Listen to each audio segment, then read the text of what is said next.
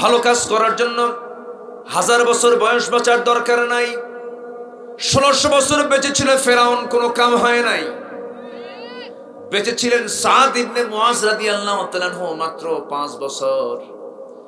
35 বছর বয়সে ইন্তেকাল করেছেন। ঈমান আনছেন 30 বছর, ইসলাম পাইছেন কয় বছর? 5 বছর। 30 বছর বয়সে ইসলাম কবুল করলেন সাদ ইবনে মুআজ। বদরে অংশগ্রহণ করলেন, বদর। উহুদে অংশগ্রহণ করলেন। খন্দকের পরিখা খননের সেই যুদ্ধে তিনি অংশগ্রহণ করলেন। আক্রান্ত হলেন শত্রুর দ্বারা, রক্তাক্ত হয়ে গেলেন। রক্ত স্রোত বন্ধ হলো না, রক্তক্ষরণ হতে হতে রক্ত শূন্যতায় পড়ে সাদ ইবনে মুআজ দুনিয়া থেকে বিদায় নিলেন। নবীর কানে সংবাদ গেল, হুজুর মদিনার সাদ বিন মুআজ শাহাদাত বরণ করেছে। সঙ্গে সঙ্গে রাসূল বলেন, তোমাদের বলতে হবে না, কারণ সাদ ইবনে মুআজের মৃত্যুতে ইহতাজ্জাতিল আরশ, আমার আল্লাহর আরশ পর্যন্ত কেঁপে উঠেছে। আরশ পর্যন্ত কাঁপে। আমলের জন্য যুগ যুগ ধরে বাঁচার দরকার নাই। সামান্য জীবনও যদি হয়, ঈমান নষ্ট করে বাঁচবো না ঈমান রক্ষা করে বাঁচবো? বলেন বলেন বলেন বলেন বলেন। ঈমান নষ্ট করে না রক্ষা করে বাঁচতে হবে। ঈমানকে নষ্ট করা যাবে না, ঈমানকে ধ্বংস করা যাবে না। আর একজন সাহাবীর কথা মনে হয়ে গেল, ঈমান তারা কেমন করে যত্ন করে ঈমান এনেছেন, দুনিয়া বিক্রি করে দিয়েছেন। দুনিয়া মাইনাস হয়ে গেছে। মক্কা এবং মদিনার ঠিক মাঝখানে বাড়ি। এমন একজন সাহাবী কালেমা পড়ে মুসলমান হলেন। বাবা বেঁচে নাই, চাচা তাকে মানুষ করেছে, চাচার ঘরে মানুষ হয়েছেন তিনি। চাচা যখন জানল ভাতিজা দিন গ্রহণ করেছে, ঈমান এনেছে, চাচা বলে ফেললো, ভাতিজা শুনলাম তুই নাকি ইসলাম কবুল করছিস। এবার ভাতিজা বলছে, চাচা আপনি শুনবেন কেন, আপনি দেখেন আশহাদু আল্লা ইলাহা ইল্লাল্লাহ। সঙ্গে সঙ্গে বলা হলো, তুই কি জানিস এই ঈমান আনার ফলাফল কি হতে পারে? কি হবে চাচা বলেন? এবার বলতেছে, ফলাফল হলো সমস্ত সম্পত্তি থেকে আমি তোকে মাহরুম করে ফেলবো। এবার সেই সাহাবী বলছেন, চাচা জোর করে আমার থেকে নিতে হবে না, আমি স্বেচ্ছায় সমস্ত সম্পদ আমি আপনাকে দিয়ে দিলাম। জোরে কোন সুবহানাল্লাহ। সব দিয়ে দিলাম। আউযু বিল্লাহি মিনাশ শাইতানির রাজীম।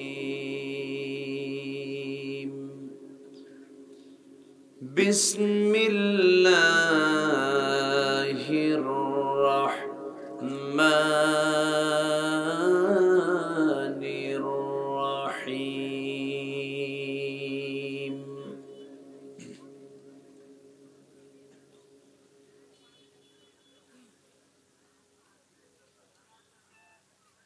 লাইসাল বিররা আন তুওয়াল্লু ওয়ুজুহাকুম কিবালাল মাশরিকি ওয়াল মাগরিব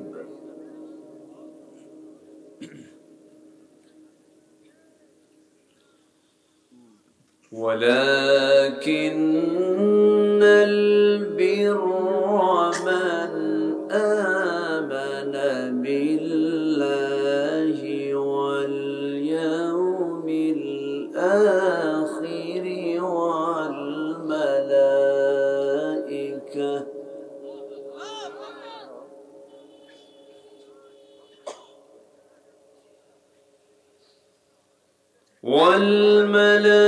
والملائكة والكتاب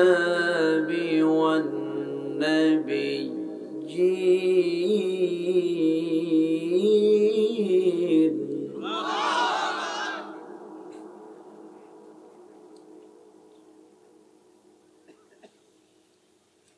وآتى المال على حبه ذوي القربى واليتامى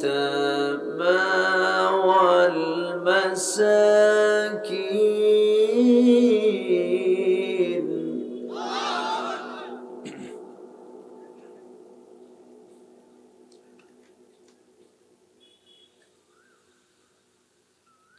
والمساكين وابن السبيل والسائلين وفي الرقاب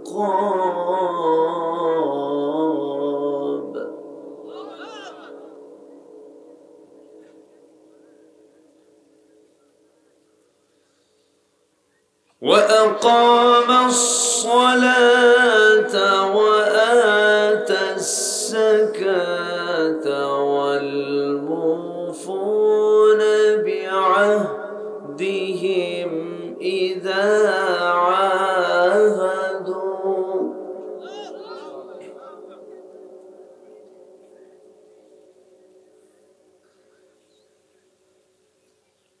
والصابرين في البأساء والضراء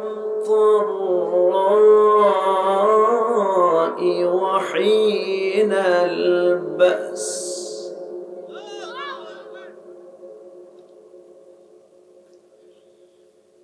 أولئك الذين صدقوا وأولئك هم المتقون.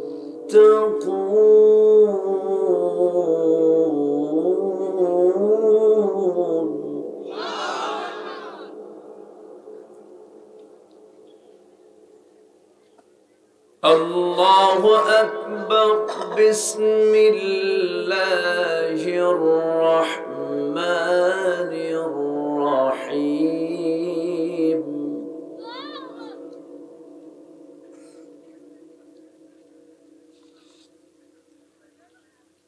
إن الله وملائكته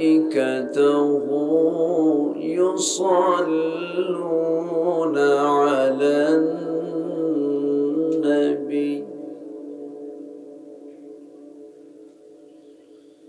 يا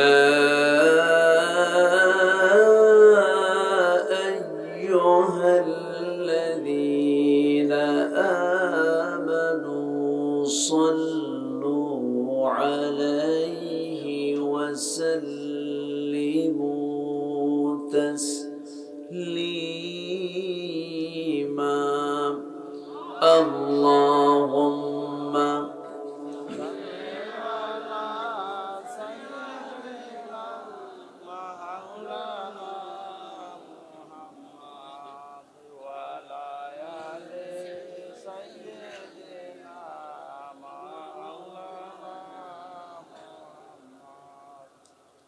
একটু মোহাব্বত দিয়ে নবীর প্রেমে মাতোয়ারা হয়ে জবান খুলে জোরালো কণ্ঠে সবাই বলুন আল্লাহুম্মা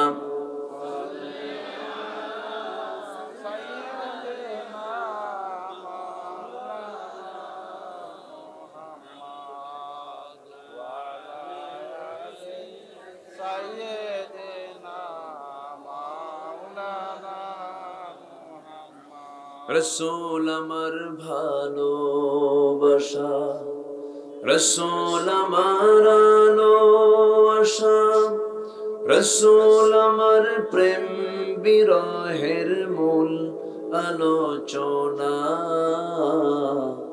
রসূল আমার কাজে কর্মে অনুপ্রেরণা। আল্লাহুম্মা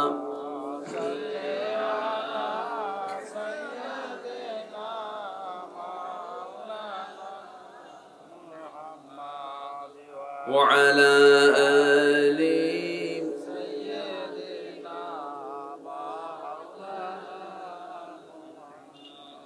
সবাই বলুন বালাগাল উলা বিকামালিহি কাশাফাত তুজা বিজামালিহি حسنت جميع خصاله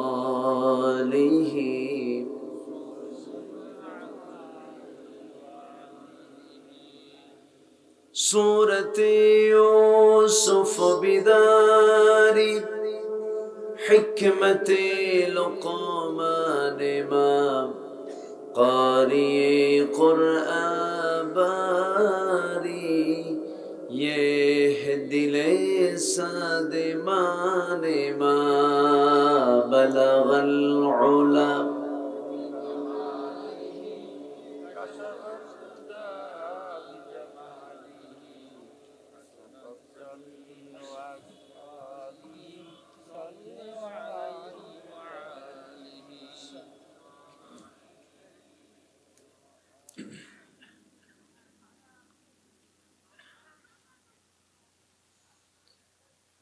দেশের উত্তরাঞ্চল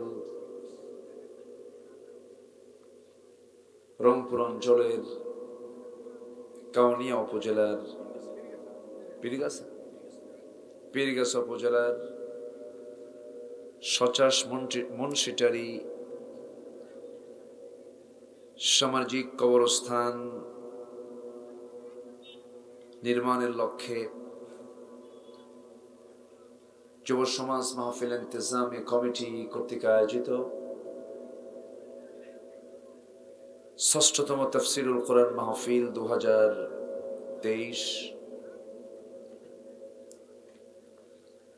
26 নভেম্বরে অনুষ্ঠিত আজকের এই মহৎ আয়োজনের সম্মানিত সুযোগ্য সভাপতি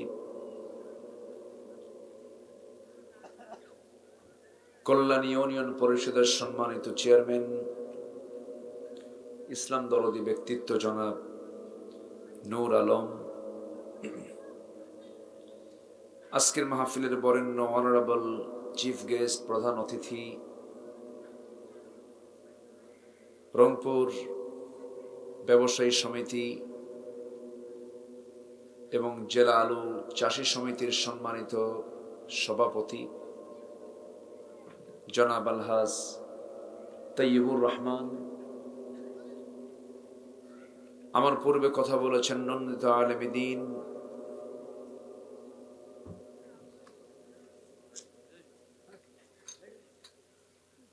মাওলানা মিজানুর রহমান,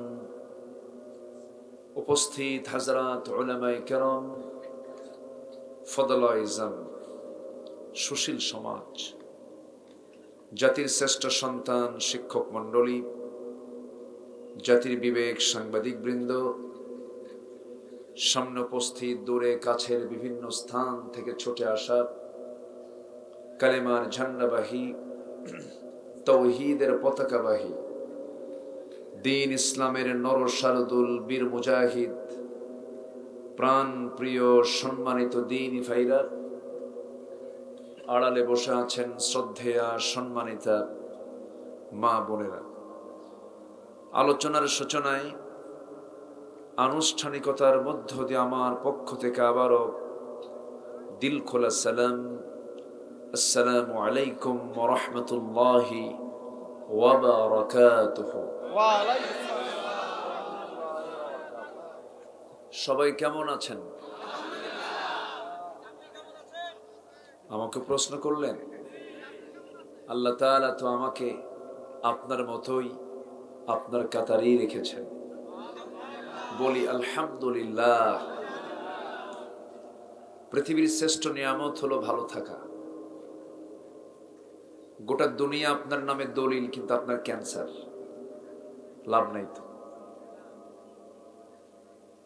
সব আপনার নামে সব কিছু, কিন্তু আপনার জটিল রোগ আছে, শান্তি নাই। এই জন্য পৃথিবীতে যদি আল্লাহ তাআলা বান্দাকে কোন নিয়ামত দিয়ে থাকেন, শ্রেষ্ঠ নিয়ামত সেটা হলো সুস্থতা। জোরে বলি সুবহানাল্লাহ। কিন্তু সুস্থতার একটা সমস্যা আছে, সেটা হলো বেশি সুস্থ থাকলে আল্লাহর নাম মনে থাকে না। এই জন্য অসুস্থতাও একটা নিয়ামত, অসুস্থতাও নিয়ামত। দেখেন না, যখন খুব অসুস্থ হয় তখন বেশি নাম নেয় কার? আল্লাহ। যাই হোক, যিনি আমাকে আপনাকে এমন একটি বরকতময় জায়গায় আসার বসার তৌফিক দিয়েছেন, কালিমাতুশ শুকর আদায় করছি, মুহাব্বাতান জোরালো কণ্ঠে বলে উঠছি আলহামদুলিল্লাহ। আবারও বলছি আলহামদুলিল্লাহ। চিৎকার মেরে বলছি আল্লাহুম্মা ইন্নী আসআলুকা আল হুদা ওয়াত তুকা ওয়াল আফাফা ওয়াল গিনা। সবাই বলি আল্লাহুম্মা লাকা আসলামতু ওয়া বিকা আমানতু ওয়া আলাইকা তাওয়াক্কালতু ওয়া ইলাইকা আনাবতু ওয়া বিকা খাসামতু। আমরা আল্লাহ তাআলার শুকর আদায় করে নিলাম। আমার উঠতে বেশ বিলম্ব হলো। আমি এসেছি বহু আগে, এতক্ষণ মাহফিল শেষ হয়ে যেত। সবই তো ঠিক, ঠিক তো কিছুই নেই। সবকিছুই সময় মতো হওয়া উচিত। নামাজটা কি অসময়ে হওয়া উচিত না সময়ে হওয়া উচিত? আসসালাতু আলা ওয়াক্তিহা। আল্লাহর কাছে তিনটি কাজ প্রিয়, এর মধ্যে এক নম্বর হলো অসময়ে নামাজ না সময় নামাজ? আসসালাতু আলা ওয়াক্তিহা। নামাজ সময়ের জ্ঞান শিখায়।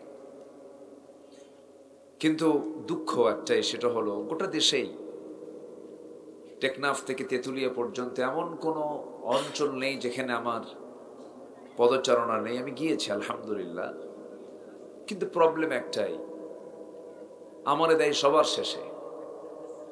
বুঝলেন? নাম লেখে প্রধান, কিন্তু আমি উঠি শেষে। প্রধান বক্তা লেখে, কিন্তু শেষ বক্তা হই আমি। শেষে উঠে ওয়াজ করা যে কি কঠিন কাজ। এই যে বসে আছেন আপনারা, কিছুক্ষণ পর এটা ঘুমের ভাব হবে। ঘুমায় না? এলাকার মানুষ ঘুমায় না? দিনে ঘুমায়? কোন সময় ঘুমায়? এটা এখনই তো ঘুমায়। ঘুমের ভাব হয়, ক্লান্তি চলে আসে, এই সময় আমাকে উঠায় দেয়। উপায় তো নাই। বিয়ে করতে যায়া বউ বিয়ে করছে, কিন্তু বউটা পাগলি। ইজাব কবুল তো হয়ে গেছে, সংসার তো করতে হবে, উপায় তো নাই। এখন আমি যতক্ষণ আছি আমাকে সময় দেওয়া যাবে তো নাকি? সবাইকে সময় দিতে রাজি আছেন? জোরে বলি ইনশাআল্লাহ। আমার আগে দুজন বরেণ্য মেহমান খুব দামি দামি কথা বলেছেন। আমি বসে তাদের কথাগুলো শুনেছি। আমার আগে আমার মিজান ভাই, তিনিও দামি কথা বলেছেন। আমি শেষ ক্লাসে এসে ভাঙ্গাচোরা কিছু কথা বলবো। সূরাতুল বাকারার একটা আয়াতকে আমি তেলাওয়াতের মধ্য দিয়ে আমি শুরু করেছি আমার আলোচনা। এই আয়াতের পুরোপুরি হক যেন আমি আদায় করতে পারি, বলতে পারি, এবং আপনিও যেন পুরোপুরি আমলের নিয়তে শুনতে পারেন। কেউ তো আমিন বললেন না। জোরে বলি আমিন, আরো জোরে আমিন। মাহফিল কমিটি আমাকে একটু বলেছিলেন, হুজুর আমরা বললে মানুষ বিরক্ত হবে না। কেন, কি হয়েছে? মাহফিলের এই বিশাল অ্যারেঞ্জ আয়োজন, কবরস্থান কেন্দ্রিক মাহফিল, তো আপনি যদি একটু বলতেন আপনার মুখ থেকে। তো আমি চিন্তা করলাম শেষে বলতে গিয়ে হয়তো মাঝে মাঝে আমাকে চিরকুট দেবে, আমাকে কাগজে লিখে দেবে, হুজুর একটু বলেন বলেন, এই ঘুতাঘুতি যেন না হয়। এই জন্য আমি প্রথমে একটু চাচ্ছিলাম যদি আপনাদেরকে একটু বিরক্ত করি, যদি একটু চাদর দেই, জাস্ট আপনার হাতের একটা ছোঁয়া, একটা বরকত যদি মাহফিল পায়, আপনিও বরকত পাবেন, মাহফিলও ধন্য হবে। দিতে রাজি আছি না ইনশাআল্লাহ? আওয়াজ কিন্তু স্লো হয়ে গেছে। মাহফিল শোনাও ইবাদত, দান করাও কি? আস্তে কইছে, দান করাও কি? একটা দান করি, একটা ইবাদত করি, শুরু করি। একটু চাদর যাক, কই ব্যাগ কোথায়? ভলেন্টিয়াররা কই? কি চতুর্থ আসমানে নাকি সব? আল্লাহ, ব্যাগ নিয়ে নেমে যাচ্ছে সবাই। মেহেরবানি করে একজন ব্যক্তির হাতও যেন মাইনাস না হয়। এটা একটা চান্স। দান সবাই করতে পারে না, দিল থেকে সবাই দেব। জোরে বলি ইনশাআল্লাহ। যদি না দিতে পারেন অন্তত ব্যাগে একটু সময় দিবেন, ব্যাগটা সময় দিয়েন না, ব্যাগটা সময় দিয়েন, আবার ব্যাগের মধ্যে হাত দিয়েন না। দেন। যদি কারো কাছে কোনো টাকা পয়সা না থাকে তাহলে যদি প্রয়োজনে বিড়ি থাকে বিড়িও দেন, যেহেতু রংপুর তো দেন, তবুও দেন। আমি দেওয়ার আধিক্য বোঝানোর জন্য বলছি, মেহেরবানি করে সবাই দিবেন ইনশাআল্লাহ। এবং আমার ডানে আমাদের সম্মানিত ব্যবসায়ী মহোদয়, আজকের মাহফিলের প্রধান অতিথি, ইসলাম দরদী ব্যক্তিত্ব, দানবীর আমার ভাই তাইয়ব ভাই, হাজি মানুষ কাবার গেলাফ তিনি শুয়েছেন, আল্লাহর মেহমান হয়ে কাবা ঘরে গিয়েছিলেন, তিনিও আছেন। তিনিও কম বেশি ইনশাআল্লাহ একটা শূন্যতা তিনি পূরণ করবেন। জোরে বলি ইনশাআল্লাহ। এই বিগত 8-10 বছরে সবচেয়ে বেশি দাম হয়েছে কোন খাবারের বলেন তো? বলেন। জি, যাই হোক, সেই ব্যবসায়ীর তিনি সভাপতি উনি। আশা করা যায় একটা আশানুরূপ একটা দান আমরা তার কাছ থেকে আশা করি। কি কন? জোরে বলি ইনশাআল্লাহ। যে আমার দেশের মাদ্রাসা, মসজিদ, এগুলো গভর্নমেন্টের অনুদান খুব কম, নেই বললেই চলে। কারণ মসজিদ মাদ্রাসা এই দেশের মানুষের কষ্টার্জিত লাউ বেচার, কদু বেচার টাকা দিয়ে চলে। বলি আলহামদুলিল্লাহ, ভালো। আমরা দেব, সবাই দেব। জোরে বলি ইনশাআল্লাহ। আমার মা বোন যারা আছেন, একটু দিলটা নরম করে নিয়ত করবেন, আগে দিবেন পরে। এই মাহফিলে দোয়া কবুল হবে না আমার তো মনে হয় না। দোয়া কবুল হবে, এত মানুষ, দোয়া কবুল হবে। জোরে বলি ইনশাআল্লাহ। যে যা পারি আমরা সবাই দেই, জিকির করি সুবহানাল্লাহ, আলহামদুলিল্লাহ, আরো জোরে সুবহানাল্লাহ, আলহামদুলিল্লাহ, লা ইলাহা, আরো জোরে সুবহানাল্লাহ,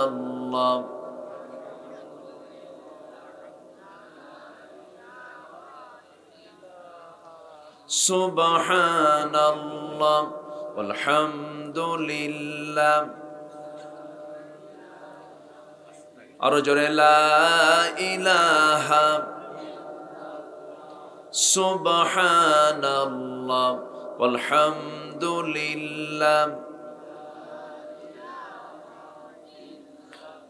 আরো জোরে লা ইলাহা, সুবহানাল্লাহ, আলহামদুলিল্লাহ,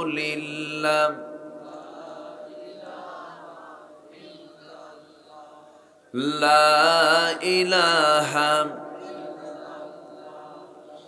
লা ইলাহা, সুবহানাল্লাহ, আলহামদুলিল্লাহ, আরো জোরে লা ইলাহা, সুবহানাল্লাহ, আলহামদুলিল্লাহ,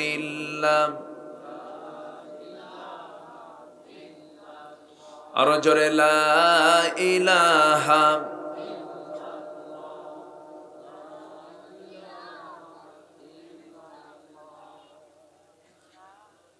একজন ভাই,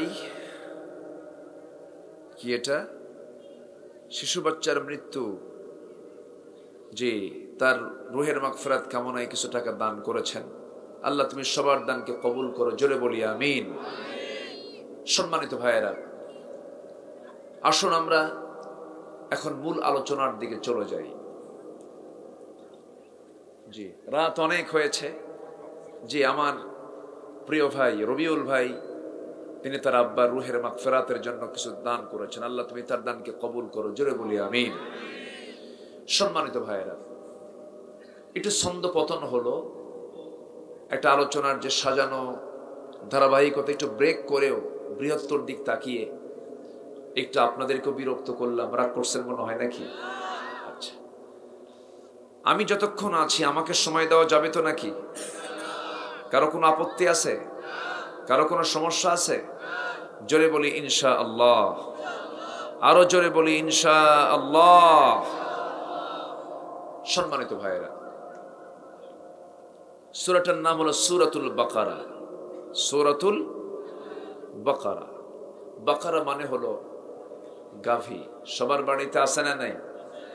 গাভীর চুল থেকে শুরু করে নিয়ে এমন কোন অঙ্গ নেই, এমন কোন জিনিস নাই যা বান্দার উপকারে লাগে না। ঠিক আছে না বলেন তো? আচ্ছা, এমনকি ওর পায়খানাও জ্বালানি হিসেবে ব্যবহার হয়। এরপর তাতে রয়েছে পানীয়, এমন শরাব রয়েছে যে দুধ আল্লাহ তাআলা জান্নাতেও বান্দার জন্য রেখে দিয়েছে। দুধ জান্নাতি খাবার। দুধ কি খাবার বলেন? জান্নাতি খাবার।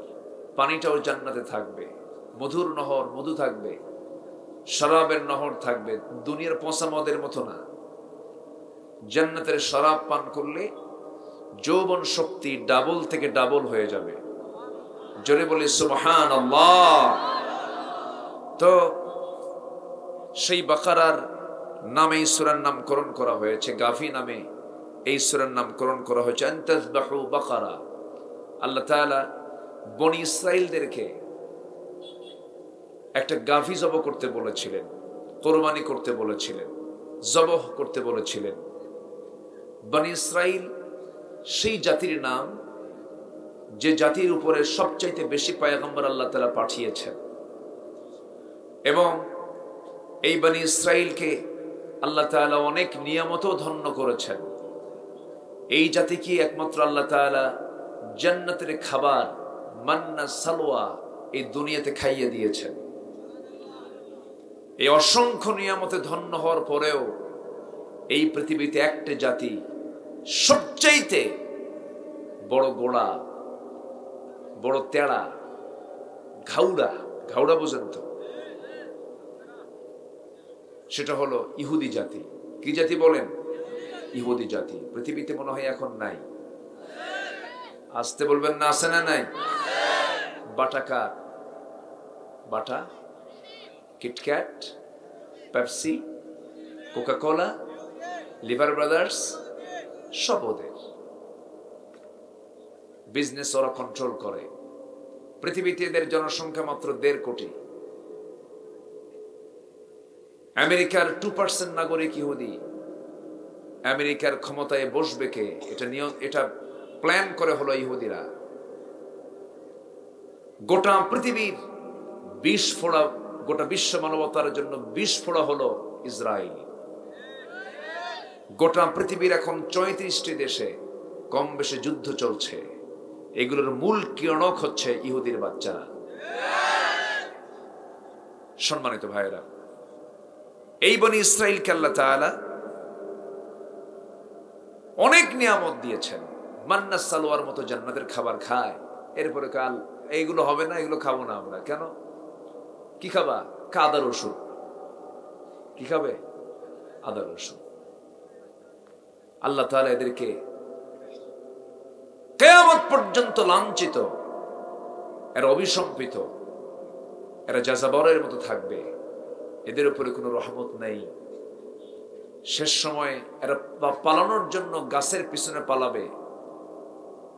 গাছ কথা বলবে। পাথরের পিছনে দাঁড়াবে, পাথরের জবান খুলে যাবে। পাথর আর গাছ বলবে, এই মুসলমানেরা দেখো, আমার পিছনে একটা ইহুদি লুকায় আছে। আল্লাহু আকবার বলে। ইহুদি জাতি। আমি সব মিলিয়ে কিছু কিছু কথা বলবো। আমাকে সময় দেওয়া যাবে তো ইনশাআল্লাহ? জোরে বলি ইনশাআল্লাহ। আমরা বহু রাত বহু দিকে কাটায় দেই। আজকে একটু কোরআনের জন্য রাতটা একটু কাটাই। জোরে বলি ইনশাআল্লাহ। যদি কেউ জানতো যে এই জায়গায় বসার বরকতটা কি, যদি কেউ বুঝতো, জানতো, তাহলে বসার জন্য কম্পিটিশন শুরু হয়ে যেত।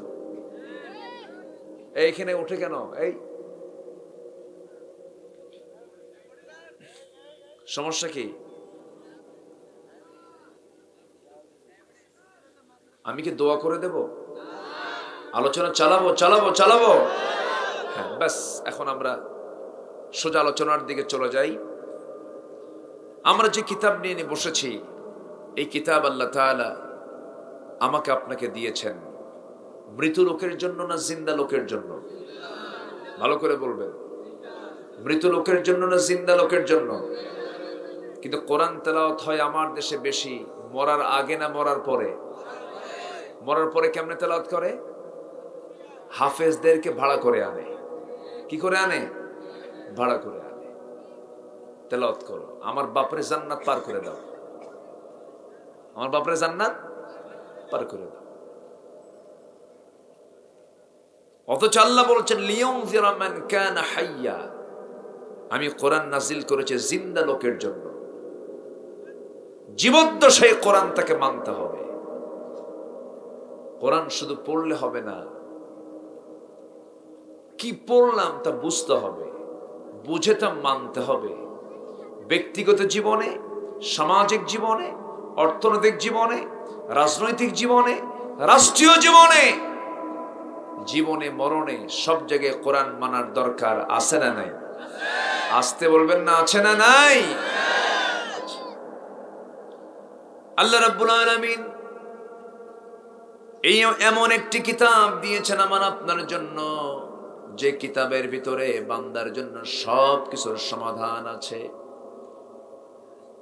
আপনি কারো বাড়ির মধ্যে ঢুকবেন, বাড়িতে যাবেন, কেমন করে ঢুকবেন, কেমন করে যাবেন, সেই বিধান কোরআনে আছে না নাই? আল্লাহ রাব্বুল আলামিন সুন্দর করে বলছেন, লা তাদখুলু বুয়ুতান গায়রা বুয়ুতিকুম হাত্তা তাস্তানিসু ওয়া তুসাল্লিমু আলা আহলিহা। জোরে বলুন আল্লাহু আকবার। কারো বাড়িতে প্রবেশ করতে যেও না যতক্ষণ না তুমি অনুমতি না পাও। অনুমতি পেলে সালাম দিবে, এরপরে ঢুকবে ভিতরে।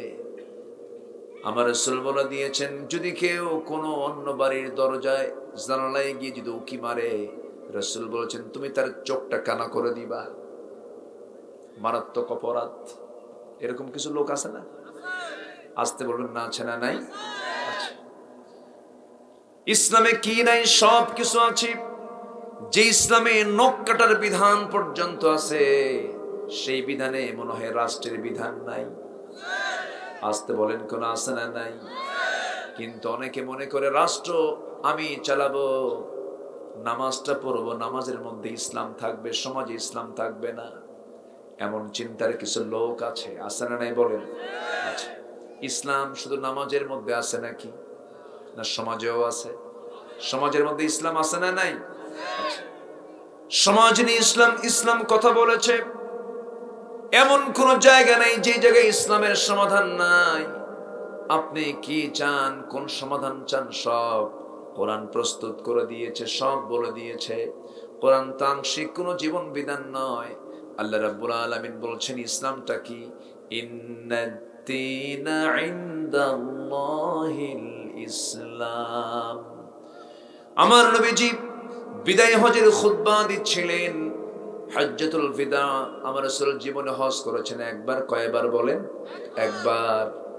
আমার রাসূল একবার জীবনে হজ করেছেন। কিন্তু আমার দেশে বহু হাজি আছে 30 বার 40 বার পর্যন্ত হজ করছে, কিন্তু সুদ ছাড়ে না। আছে না নাই? হজে যাওয়া তার একটা ট্র্যাডিশনের রূপ নিয়েছে। 3 বার 4 বার 5 বার। আরে ভাই, আমি তো প্রত্যেক বছরই যাই। প্রত্যেক বছর যাওয়ার আপনার কি দরকার? 6 লক্ষ টাকা খরচ করে আপনি হজে গেলেন, আপনার প্রতিবেশী না খেয়ে আছে, আপনি দেখবেন না তাকে? কি কথা কি বোঝা যায়? হজ তো জীবনে একবার ফরজ। হ্যাঁ, অর্থ আছে, আপনি চলে গেলেন, সমস্যা নাই। কিন্তু আপনারা যদি এটা নিজের শুধু পছন্দের জন্যই মনে করলেন, চলে গেলেন, কিন্তু প্রতিবেশীর পাশে আপনি দাঁড়ালেন, এতিমের পাশে আপনি দাঁড়ালেন। যে বান্দা এতিমের পাশে দাঁড়াবে, সেই বান্দার পাশে আমার আল্লাহ দাঁড়াবেন। যে প্রতিবেশীর সন্তুষ্ট করতে পারবে, সেই ব্যক্তি জান্নাতি। যদি বলি সুবহানাল্লাহ। সন্তুষ্ট করবে কখন? প্রতিবেশীর বাড়ি যদি বাড়িওয়ালার কাছ থেকে যদি একটু পিছনে হয়, ধরুন রাস্তার সাথে একজনের বাড়ি, রাস্তার সাইড দিয়ে বাড়িওয়ালার জায়গা দিয়ে আবার পিছনে বাড়িওয়ালাকে সেই রাস্তা দিয়ে যেতে হয়। প্রতিবেশী এমন গুরুত্বপূর্ণ বিষয়, রাসূল বলেছেন আমার উম্মতের যদি কষ্ট না হতো প্রতিবেশীকে আমি সম্পত্তির ওয়ারিস বানায় দিতাম। কিন্তু আজ কেমনও আছে, একটু গন্ডগোল লাগলেই রাস্তায় খুঁটি গাড়ে। সেভেন সাহেব কিন্তু আছে বসা, কিছু উপকার করে যায় আপনার, তাই না? রাস্তাঘাট নিয়ে তো গন্ডগোল লাগে। তুমি যে জমিনে যে খুঁটি গাড়লে, জমিন কি তোমার বাবার না আল্লাহর? জমিনটা কার? আল্লাহ। তুমি খুঁটি গাড়ার কে? তুমি রাস্তা আটকায় দিবা কেন? যে দুনিয়াতে মানুষের যাতায়াতের রাস্তা আটকায় দেয়, আল্লাহ তাকে জান্নাতের রাস্তা আটকায় দিবেন। শুধু নামাজ ইসলাম নয়, শুধু নামাজ ইবাদত নয়, ইসলাম এমন একটি বিধানের নাম, আপনি শৌচকার্য করবেন, বাথরুমে ঢুকবেন, পেশাব পায়খানা করবেন, সেখানেও ইবাদত বিধান আছে না নাই? আসতে বলবেন না, আছে না নাই? সব জায়গায় আছে। পৃথিবীর কোন কাজে আল্লাহর হুকুমের বাইরে নেই। তবে আমি একটা বিষয় চিন্তা করি, বিড়ি খাওয়া কোন কাজ? কন্থ বিড়ি খাওয়া, বলেন তো, এটি কোন কাজ? এটা কাম না ওয়াকাম? কন্থ কি যে খাওয়া খায়। এই থামেন, ফতোয়ায় যাব না এখন, আমি আলোচনায় আছি। গুল খাওয়া কি ডাক্তারের বলবেন, আমার এখন কেন? ডাক্তারের বিষয় তো। বিড়ি খাওয়া পৃথিবীর বলেন তো একটা ডাক্তারকে বলে যে বিড়ি খাওয়া খুব স্বাস্থ্যের জন্য ভালো? বলে একটা ডাক্তার বলে না। বিড়ি এমন খাওয়া খায় মনে হয় বিড়ি হলো জাতীয় খাদ্য, জাতীয় খাবার। এত খাওয়া খায়, রাত 3টার দিকে ঘুম থেকে উঠে ঘুম ধরে না, বিড়ি খায়। আছে না?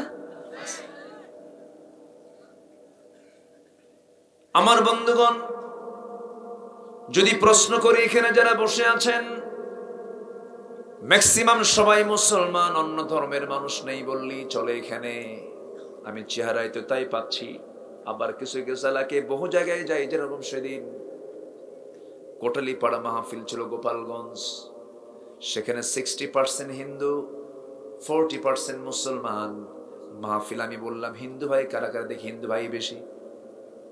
ভালো ভালো, তারা কোরআন শুনতে এসেছে।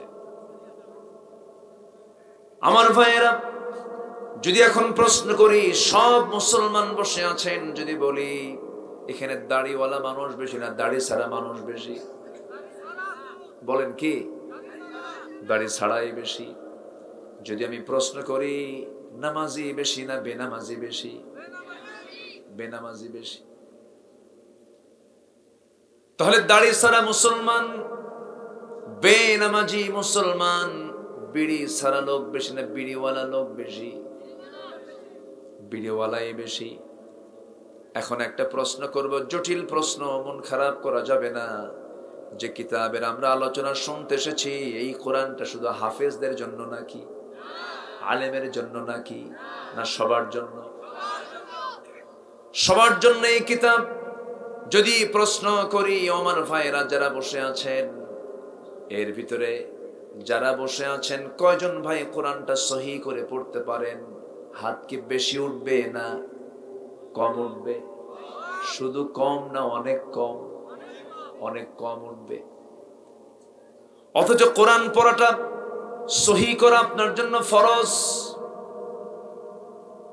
রাসূল বলেছেন, যে ব্যক্তি কোরআনটাকে সহি করে পড়তে পারে না, কোরআন তাকে লানত দেয়, অভিসম্পাদ দেয়।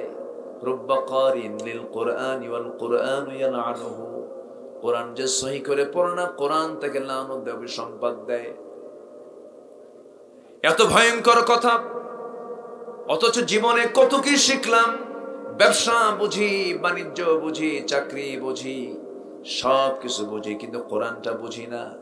আল্লাহ মনে হয় ধরবেন না। আস্তে কয় ধরবেন না, ধরবেন। বান্দা আমি তোরে বুদ্ধি দিছিলাম, আমি তোরে জ্ঞান দিয়েছিলাম, ইঞ্জিনিয়ার হয়েছিস, ডাক্তার হয়েছিস, জজ হয়েছিস, ব্যারিস্টার হয়েছিস, কোন আপত্তি নেই হ, কিন্তু আমার কোরআনটা কেন তুই জানলি না? আমার কোরআনটা তুই কেন বুঝলি না? আমার কোরআনটা তুই কেন পড়লি না? কারণ বান্দা আমি তোর জন্য কোরআনটাকে আমার পক্ষ থেকে চিঠি আকারে দিয়েছি। বান্দা এই চিঠি ভালো করে পড়ে উত্তর রেডি করে তুই আমার সামনে তুই হাজির হবি। কোরআন হলো কার চিঠি? আসতে বলবেন না, কার চিঠি? তাহলে উত্তর কি লিখতে হয় চিঠি না পড়া? উত্তর কি দিতে হয় চিঠি না পড়ে না পড়ে? পড়ে। পড়বো আমরা কোরআন, কোরআন পড়বো বেশি, গান শুনবো।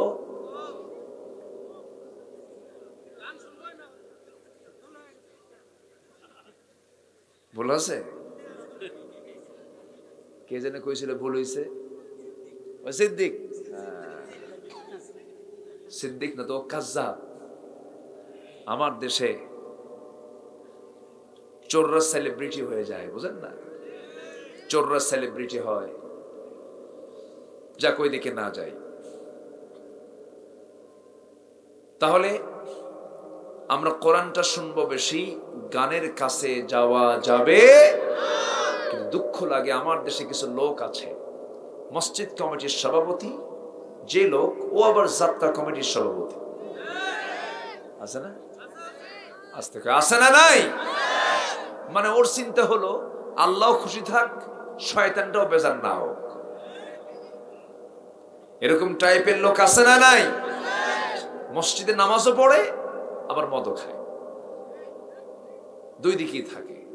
শয়তান কয় আমি তোর চেয়ে বড় শয়তান না, তুই আমার চেয়ে বড় শয়তান। ইবাদত সবচেয়ে বেশি করেছে কে বলেন তো? এই শয়তান। সবচেয়ে বেশি ইবাদত ইবলিস করেছে। কম সেজদা দেয়নি জীবনে। দুটো জিনিস তাকে শেষ করে ফেলেছে। একটা হলো গুরুত্বপূর্ণ, যেটা আসমান জমিনে সর্বপ্রথম যে অপরাধ সংগঠিত হয় সেটা হলো অহংকার। কি বলেন তো? কি বলেন? তার অহংকার কিসের ছিল বলেন তো? তার অহংকার ছিল হলো আমি এত ইবাদত করলাম, আমার ইবাদতের মূল্য নাই। আরেকটা হলো আমি সৃষ্টিগত দিক থেকে আমি হলাম আগুন আর ও হলো মাটি। আল্লাহকে মাতব্বরে বেশি করো না। উসজুদু লিআদম। কিন্তু শয়তান বলল আবা ওয়াস্তাকবারা ওয়া কানা মিনাল কাফিরিন। আবা অস্বীকার করলো এবং অহংকার করলো। এখান থেকে একটা শিক্ষা হলো, এই দুনিয়াতে যে ব্যক্তির ভিতরে আপনি অহংকার দেখবেন, ভাববেন ওর সামনে চরম পতন অপেক্ষা করছে। সমাজে অহংকার করার মতো কিছু লোক আছে না? নাই? অহংকার করে কি নিয়া? চেহারা নিয়া, সম্পদ নিয়া। সুন্দর চেহারা, একটু জিমওয়ালা বডি, একটু চেহারাটা সাদা চামড়া, রাস্তায় যখন হাঁটে বুঝায় আমি একখান মাল, তুমি কিচ্ছু না। তুমি বুঝায় আমি একখান মাল, আমি একমাত্র আছি, আর কেউ নাই, কিচ্ছু না। তুমি শুধু 5 বার বাথরুম, শীত হয়ে পড়ে থাকবা, ঠিক কিনা? মুহূর্তের মধ্যে হিরোকে জিরো বানান তিনি কে? চেহারার বড়াই, সম্পদের বড়াই। কে রে তুই? আমারে তুই কি করবি রে? মানে চটপাটি আলাদা। আবার আছে কিছু আছে ক্ষমতার অহংকার। ফোন দেব, থানায় ফোন দেব, কি আছে না? নাই? যখন আপনি এগুলো দেখবেন যে ক্ষমতার বড়াই দেখাচ্ছে, সম্পদের বড়াই দেখাচ্ছে, শয়তানের মতো অতি শীঘ্রই তার পতন নিশ্চিত, ধ্বংস নিশ্চিত, ধ্বংস নিশ্চিত। ফেরাউন ক্ষমতার প্রাউড করেছিল, পানিতে সুবান খাওয়াইছেন কে? কে খাওয়াইছেন? ফেরাউনকে ধরছেন আল্লাহ তাআলা আগে ভাগে না একদম শেষের দিকে? শেষ দিকে। ধরে না, ধরলে আল্লাহ ধরে ফেলেছেন। খালি সুবান দিছেন, সুবন খাওয়ার আগ দিয়ে কয় মুসা আমারে বাঁচাও। দেখছেন শেষে কয় মুসার আল্লাহ আমারে বাঁচাও। দেখছেন ওর আল্লাহ এখনো হয় নাই। এখন কি কাটটা মিথ্যা কথা কয় দেখেন, কোরআন এগুলো কোরআন বলছে। এখন বলতেছে আল্লাহ আমারে বাঁচাও, ওয়ানা মিনাল মুসলিম, আমি তো মুসলমান। আল্লাহ কই তুই মুসলমান না? সম্মানিত ভাইয়েরা, কেউ থাকবে না, আপনিও থাকবেন না, আমিও থাকবো না। কত রাজা মহারাজা সব বিদায়, সব বিদায় হয়ে গেছে, আমিও বিদায় হব। এই যে আমরা বসে আছি, আমার তৈয়ব ভাই বসে আছেন, আমার চেয়ারম্যান ভাই বসে আছেন, বাম পাশে মুরব্বী বসে আছেন, আপনারা বসে আছেন, অনেক মা বোন বসে আছেন। আমাদের সবার পরিচয় সূত্র একটাই, আমরা সব আদম সন্তান। কি সন্তান বলেন? আদম সন্তান। আমাদের পিতাকে বলেন, আমাদের মা হচ্ছেন হাওয়া আলাইহিস সালাতু ওয়াস সালাম। হয়তো একটু বড় ভাগ হয়ে গেছে দেখে বিভিন্ন গোত্র গোত্র হয়ে গেছে, সব তো আমরা একই সূত্রে গাথা।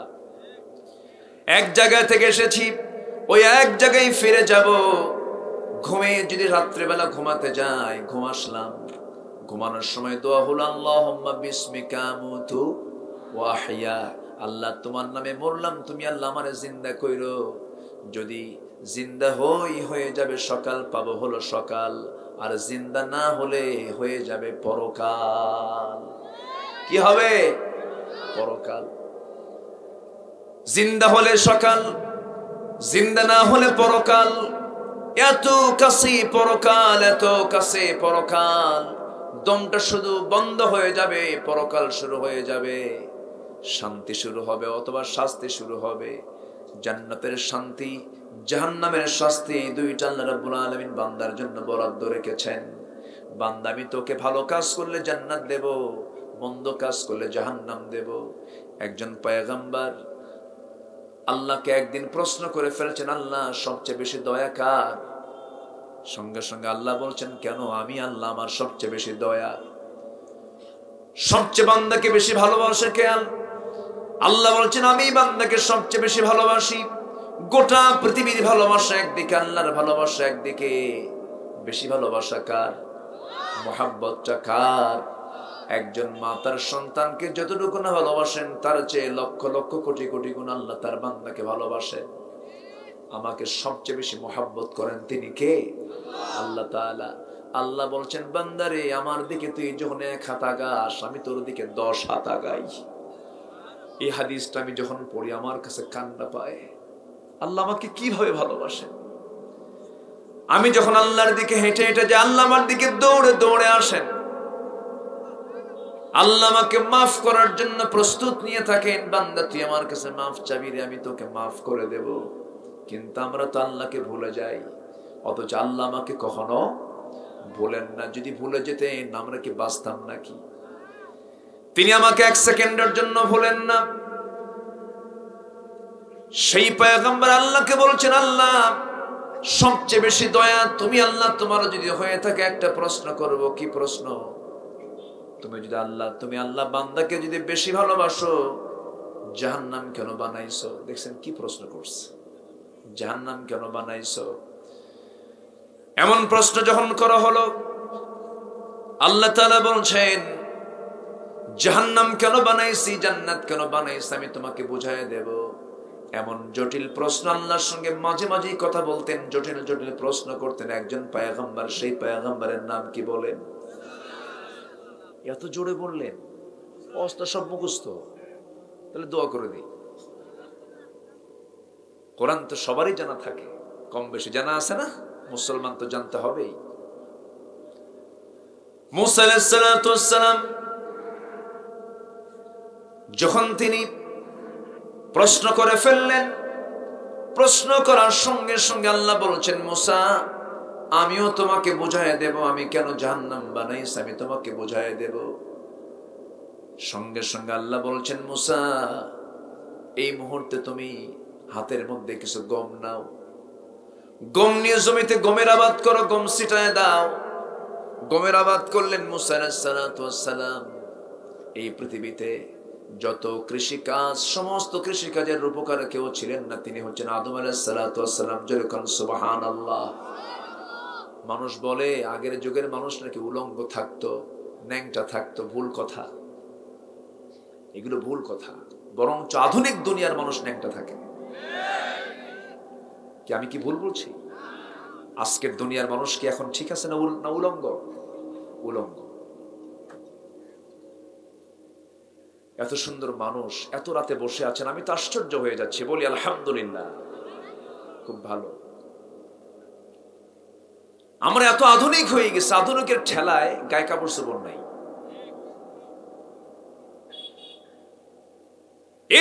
এর মাঝেও কিছু ভালো মানুষ আছে। তাওয়াক্কুল কারমান নামে এক নারী, তিনি নোবেল পুরস্কার পেয়েছেন। তার এই হিজাব পরা নারী নোবেল পুরস্কার পেলেন। তাকে প্রশ্ন করা হলো, তাওয়াক্কুল কারমান, আপনি এরকম হিজাব পরেন কেন? তিনি বললেন, বনের পশুর গায়ে কোনো কাপড় চোপড় নাই। যে মানুষ তার গা অবশ্যই তার চামড়া কাপড় দিয়ে ঢাকাই হলো ঐতিহ্য আর সম্মান, ঠিক কিনা? আর আজকে গোটা দুনিয়াটা ঢেকে থাকা না উলঙ্গ থাকা? উলঙ্গ। যে যত কাপড় খোলে সে নাকি তত আধুনিক হয়। যে নায়িকা যত কাপড় খুলতে পারে বলা হয় সাহসী অভিনেত্রী, কঙ্কতা সব খুলে ফেলছে। এই হচ্ছে অবস্থা। আবার তারা আবার হজেও যায়, ওমরাতে যায়, দেশে নাচে, ওমরায় যায়। সেখান থেকে আবার ফেসবুক লাইভে এসে বলে, প্রিয় দেশবাসী, আমি ওমরায় এসেছি, সবাই আমার জন্য দোয়া করবেন। আমি যেন দেশে ফিরতে পারি সুস্থভাবে এবং দেশে ফিরে যেন সিনেমার বাকি কাজ সম্পূর্ণ করতে পারি, এই জন্য ওমরায় গেছে। ওমরায় গেছে কিসের কাজ সম্পূর্ণ করার জন্য? সিনেমার বাকি কাজ। এই হচ্ছে আমার দেশের মুসলমানের হাল চিত্র। শুধু ঠাকঠুক মেরে কয়েকটা সেজদা দিলেই জান্নাত পাওয়া যাবে না। জান্নাত পেতে হলে কিছু কাজ করতে হবে। সে কাজগুলো কি? 6টা কাজ আল্লাহ তাআলা সূরা বাকারার 177 নম্বর আয়াতে সুন্দর করে বলে দিয়েছেন। আমাকে সময় দেওয়া যাবে তো? জোরে বলি ইনশাআল্লাহ। আমার ভাইয়েরা, আল্লাহ রাব্বুল আলামিন বলেন, লাইসাল বিররা আন তুওয়াল্লু ফুজুহাকুম কিবালাল মাশরিকি ওয়াল মাগরিব ওয়ালাকিন্নাল বিররা মান আমানা বিল্লাহ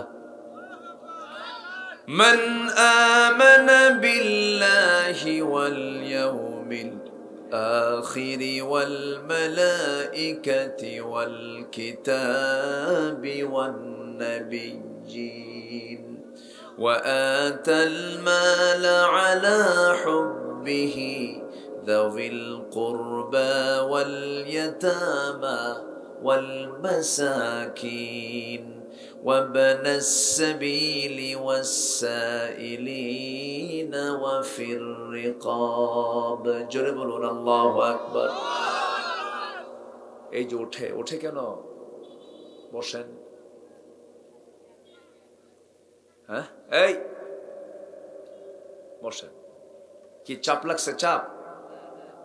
একটু নখ তুলবেন, বলবেন হুজুর, বলবেন 1 নাম্বার, তাহলে বুঝবো যে আপনার নিম্নচাপ হয়েছে। নিম্নচাপ সমস্যা নেই, আবার ঊর্ধ্ব চাপও আছে, বিড়ি খাওয়া চাপ। এই চাপও কিন্তু কম না। মাতব্বর দরবার করতে করতে হঠাৎ করে নাই, কই কই কই কই চলে গেছে, ঘরের পিছনে যা বিড়ির টান মারতেছে। আবার এসে বসে, কে মাথার ব্রেন কাজ করতেছিল না তো, একটু ওষুধ খেয়ে আসলাম। বসেন। মাহফিলে বসে যদি আপনার ধৈর্য না কুলায়, ভাবতে হবে শয়তান আপনাকে নাড়া দিচ্ছে, এটা বুঝতে হবে। মাহফিলে বসে যদি আপনার বিরক্ত মনে হয়, ভাবতে হবে শয়তান আপনাকে ওয়াসওয়াসা দেওয়ার জন্য খুব ব্যস্ত হয়ে পড়েছে। একটু বসেন। ওয়াজ আগে না ধৈর্য আগে? বসা আগে না ধৈর্য আগে? ধৈর্য। ধৈর্য থাকলে সব হয়। ধৈর্য থাকলে সংসার টিকে, ধৈর্য থাকলে ব্যবসা হয়, ধৈর্য থাকলে চেয়ারম্যানগিরি করা যায়। তাই না? সব কাজ ধৈর্য ছাড়া কোনো কিছুই সম্ভব। একটু বসে, 6টা কাজ আমরা আজকে শিখে যাব। জোরে বলি ইনশাআল্লাহ, জোরে বলি ইনশাআল্লাহ। আমার ভাইয়েরা, তুমি তোমার চেহারা কিবলামুখী করলে, পূর্ব দিক অথবা পশ্চিম দিক, সেজদা কয়েকটা দিলেই তুমি ভাবতেছ আমি পুণ্যবান হয়ে গেছি, বড় পুণ্যতা অর্জন করে ফেলেছি। না না, আল্লাহ বলছেন 6টা কাজ তোমার মধ্যে থাকলে পর আমি তোমাকে 2টা সার্টিফিকেট দিচ্ছি। আমি তোমাকে বলবো তুমি সত্যবাদী, তুমি মুত্তাকি। জোরে কোন সুবহানাল্লাহ। আমরা কার সার্টিফিকেট নিতে চাই? আসতে বলো না, কার সার্টিফিকেট নিতে চাই? আল্লাহর সার্টিফিকেট যদি নিতে চাই, সত্যবাদীর সার্টিফিকেট, মুত্তাকির সার্টিফিকেট যদি নিতে চাই, 1 নম্বর কাজ হলো ওয়ালাকিন্নাল বিররা মান আমানা বিল্লাহ ওয়াল ইয়াউমিল আখির ওয়াল মালাইকাতি ওয়াল কিতাবি ওয়ান নাবিয়্যিন। জোরে বলুন আল্লাহু আকবার। নাম্বার 1 হলো ঈমান আনতে হবে কার উপরে? আসতে বলবেন না, কার উপরে? আল্লাহর উপর ঈমান আনতে হবে। আল্লাহর প্রতি ঈমান জানবো আমরা, দেখি ঈমান আনবো না, না দেখি ঈমান আনবো। আল্লাহকে দেখতে পেয়েছেন কেউ? পরে দেখতে পেয়েছেন কেউ? মাইক চলতেছে কিসের পাওয়ারে? বলেন এখানে কি আছে? ভিতরে কি আছে? বিদ্যুৎ আছে। বিদ্যুতের কালার কি বলেন? কালার কি? লাল। বিদ্যুৎ তো দেখা যায় না, কিন্তু বিদ্যুতের শক্তি আছে না নাই? যদি বলে যা দেখি না বিশ্বাস করেন, ওরা বিদ্যুৎ লাগাই দিবেন। কি লাগাই দিবেন বলেন? তুই তো বলছিস যা দেখি না বিশ্বাস করি না, দেখ আছে কিনা। মাধ্যাকর্ষণ শক্তি দেখা যায় না, ইথার দেখা। বাতাস আমার গায়ে লাগে, বাতাসের কালারটা কি বলেন? দেখা যায় নাকি? আল্লাহর সৃষ্টি বাতাস দেখা যায় না, বিদ্যুৎ দেখা যায় না। আল্লাহকে আপনি দেখবেন, এই দুনিয়ার অনেক সৃষ্টি আপনি দেখতে পান না, আপনি আল্লাহকে এই দুনিয়াতে দেখবেন কেমনে? তবে আল্লাহকে আমরা দেখব তৃপ্তি ভরে জান্নাতের ভিতরে। একটু আস্তে কোন সুবহানাল্লাহ, জোরে বলি সুবহানাল্লাহ। সবাইকে আল্লাহকে দেখতে রাজি আছেন? সবাই দেখবেন না? দেখবেন না? দেখা হবে কোথায়? জান্নাত। আল্লাহকে আমরা জান্নাতে দেখতে পাবো। এই পৃথিবীতে একজন পয়গম্বর আল্লাহকে দেখতে গিয়েও দেখতে পান নাই। তুর পাহাড়ে গিয়েছিলেন, 40টা দিনের জন্য তিনি চলে গেলেন। বনি ইসরাইলকে রেখে গেলেন, ভাই হারুনের কাছে রেখে গেলেন। হারুন আলাইহিস সালাম দেখতে দেখতে দেখেন বনি ইসরাইলরা গরুর পূজা শুরু করছে। কিসের পূজা? কর গরুর পূজা। মুসা আলাইহিস সালাম আল্লাহকে দেখতে গিয়ে তুর পাহাড়ে যখন হাজির হলেন, আল্লাহ বললেন মুসা আমাকে দেখবে নাকি? আমি তোমাকে দেখব। বললেন তারানি, আমাকে কখনোই দেখতে পাবে না, কেন আমি তোমাকে দেখবই। যখন তিনি বলে ফেললেন, দেখতে নিয়ে এমন অবস্থা হয়ে গেল, সেন্সলেস হয়ে পড়ে থাকলেন, কোনো হুঁশ থাকলো না। আল্লাহ বললেন মুসা আমাকে দেখতে পেয়েছো নাকি? না, দেখার শখ মিটে গেছে। এই চর্ম চক্ষু দিয়ে আমরা আল্লাহকে কখনো দেখতে পাবো না। আল্লাহকে দেখার জন্য জান্নাতে দেখার পরিবেশ তৈরি করে দিবেন। তিনি আমার কে? আসতে বলবেন না, তিনি আমার কে? আল্লাহ তাআলা। আমার ভাইরা, এই মুসা বলেছিলেন কি? আল্লাহ তুমি জাহান্নাম কেন বানাইছো? মনে আছে? মনে আছে আপনাদের? শুনবেন না? জোরে বলি ইনশাআল্লাহ। আমার বন্ধুগণ, আল্লাহর প্রতি আমরা ঈমান এনেছি, তাকে না দেখি ঈমান টানতে হবে, না দেখি আল্লাহকে বিশ্বাস করতে হবে। সূরা বাকারার শুরুতে আল্লাহ রাব্বুল আলামিন সুন্দর করে বলছেন, الذين يؤمنون بالغيب ويقيمون الصلاة ومما رزقناهم ينفقون والذين يؤمنون بما أنزل إليك وما أنزل من قبلك وبالآخرة هم يوقنون। জোরে বলুন আল্লাহু আকবার। মুত্তাকি কারা? আল্লাহকে যারা বিশ্বাস করবে না দেখে, নামাজ যারা কায়েম করবে, আল্লাহর পথে যারা খরচ করবে, কিতাবকে যারা বিশ্বাস করবে, আখিরাতকে যারা বিশ্বাস করবে, আল্লাহ বলছেন এই সমস্ত বান্দা আমার হেদায়েত প্রাপ্ত বান্দা, এরাই হলো মহা সফল। জোরে বলেন সুবহানাল্লাহ। আমার ভাইরা, আমার বন্ধুগণ, একটু কান লাগান, মনোযোগ দিয়ে শুনুন। আমরা মূল আলোচনার পর্বে আস্তে আস্তে ঢুকে যাচ্ছি। একটা করে পয়েন্ট বের করছি। আমরা সার্টিফিকেট নিতে চাই কার দফতর থেকে, কার অফিস থেকে বলেন? দুইটা পুরস্কার, একটা হলো সত্যবাদীর পুরস্কার, আরেকটা হলো মুত্তাকির পুরস্কার। আল্লাহ বলছেন এই সমস্ত বান্দাগুলো সত্যবাদী, এই সমস্ত বান্দাগুলো মুত্তাকি। যারা এক নাম্বার কাজ করবে, ঈমান আনবে কার উপরে? আসতে বলবেন না কার উপরে? এখন হয়তো বলবেন হুজুর আমার তো ঈমান আনা হয়ে গেছে। আমার দেশে কিছু কিছু লোকের নামই আছে ঈমান আলী, আছে না? নাম কি? ঈমান আলী। কিন্তু জোহরের নামাজ পড়ে না, আসর পড়ে না। নাম হলো রমজান আলী, কিন্তু রমজান মাসে দুপুর বেলা ভাত খায়। দুপুর বেলা তো কি সেহরি নাকি না ইফতার? আমার একটা ছোট্ট মেয়ে এখন বড় হয়ে গেছে, রোজার মাস আসলে ও সেহরি খাইতো। সেহরি খাওয়ার পর আমরা ওকে বলতাম, আম্মু তুমি 9টার দিকে একবার খাবা, এক রোজা হবে। দুপুরে একটা খাইবা, আরেকটা রোজা হবে। বিকেল বেলা খাইবা, আরেকটা রোজা হবে। সন্ধ্যায় খাইবা, আরেকটা রোজা হবে। তো সন্ধ্যার সময় ইফতারে বসে বলে, আব্বু তোমার রোজা হয়েছে একটা, আমার হয়েছে 5টা। কথা বুঝেন?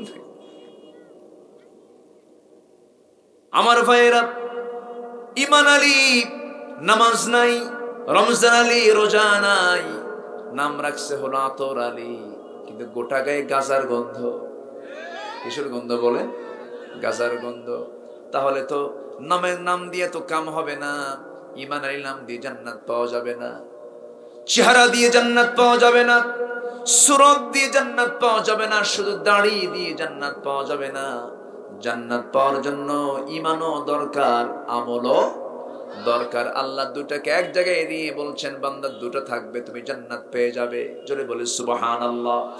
ইন্নাল্লাযীনা আমানু ওয়া আমিলুস সালিহাত কানাত লাহুম জান্নাতুল ফিরদাউসি নুজুলা খালিদিনা ফিহা লা ইয়াবগুনা আনহা হিওয়ালা। জোরে বলুন আল্লাহু আকবার।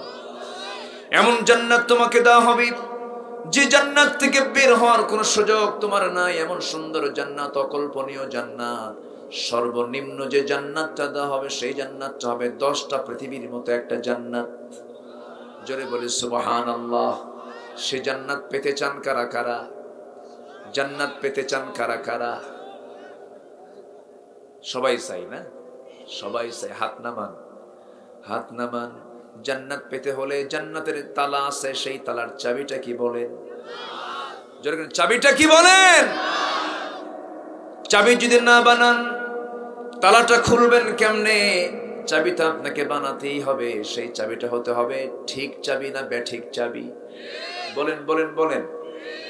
সলিমুদ্দিনের চাবি নিয়ে কলিমুদ্দিনের বাড়ির তালা কি খুলবে না? কি বলেন?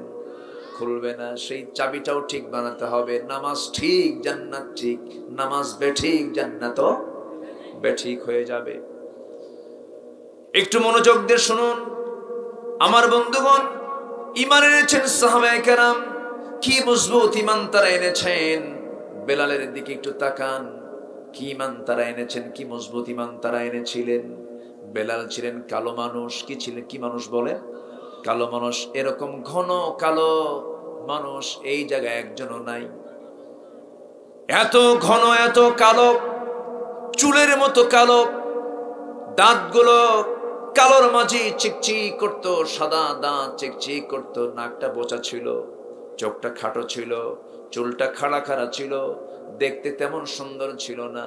সেই কালো বেলাল ঈমান এনেছেন। এত মর্যাদা আল্লাহ তাআলা তাকে দান করেছেন।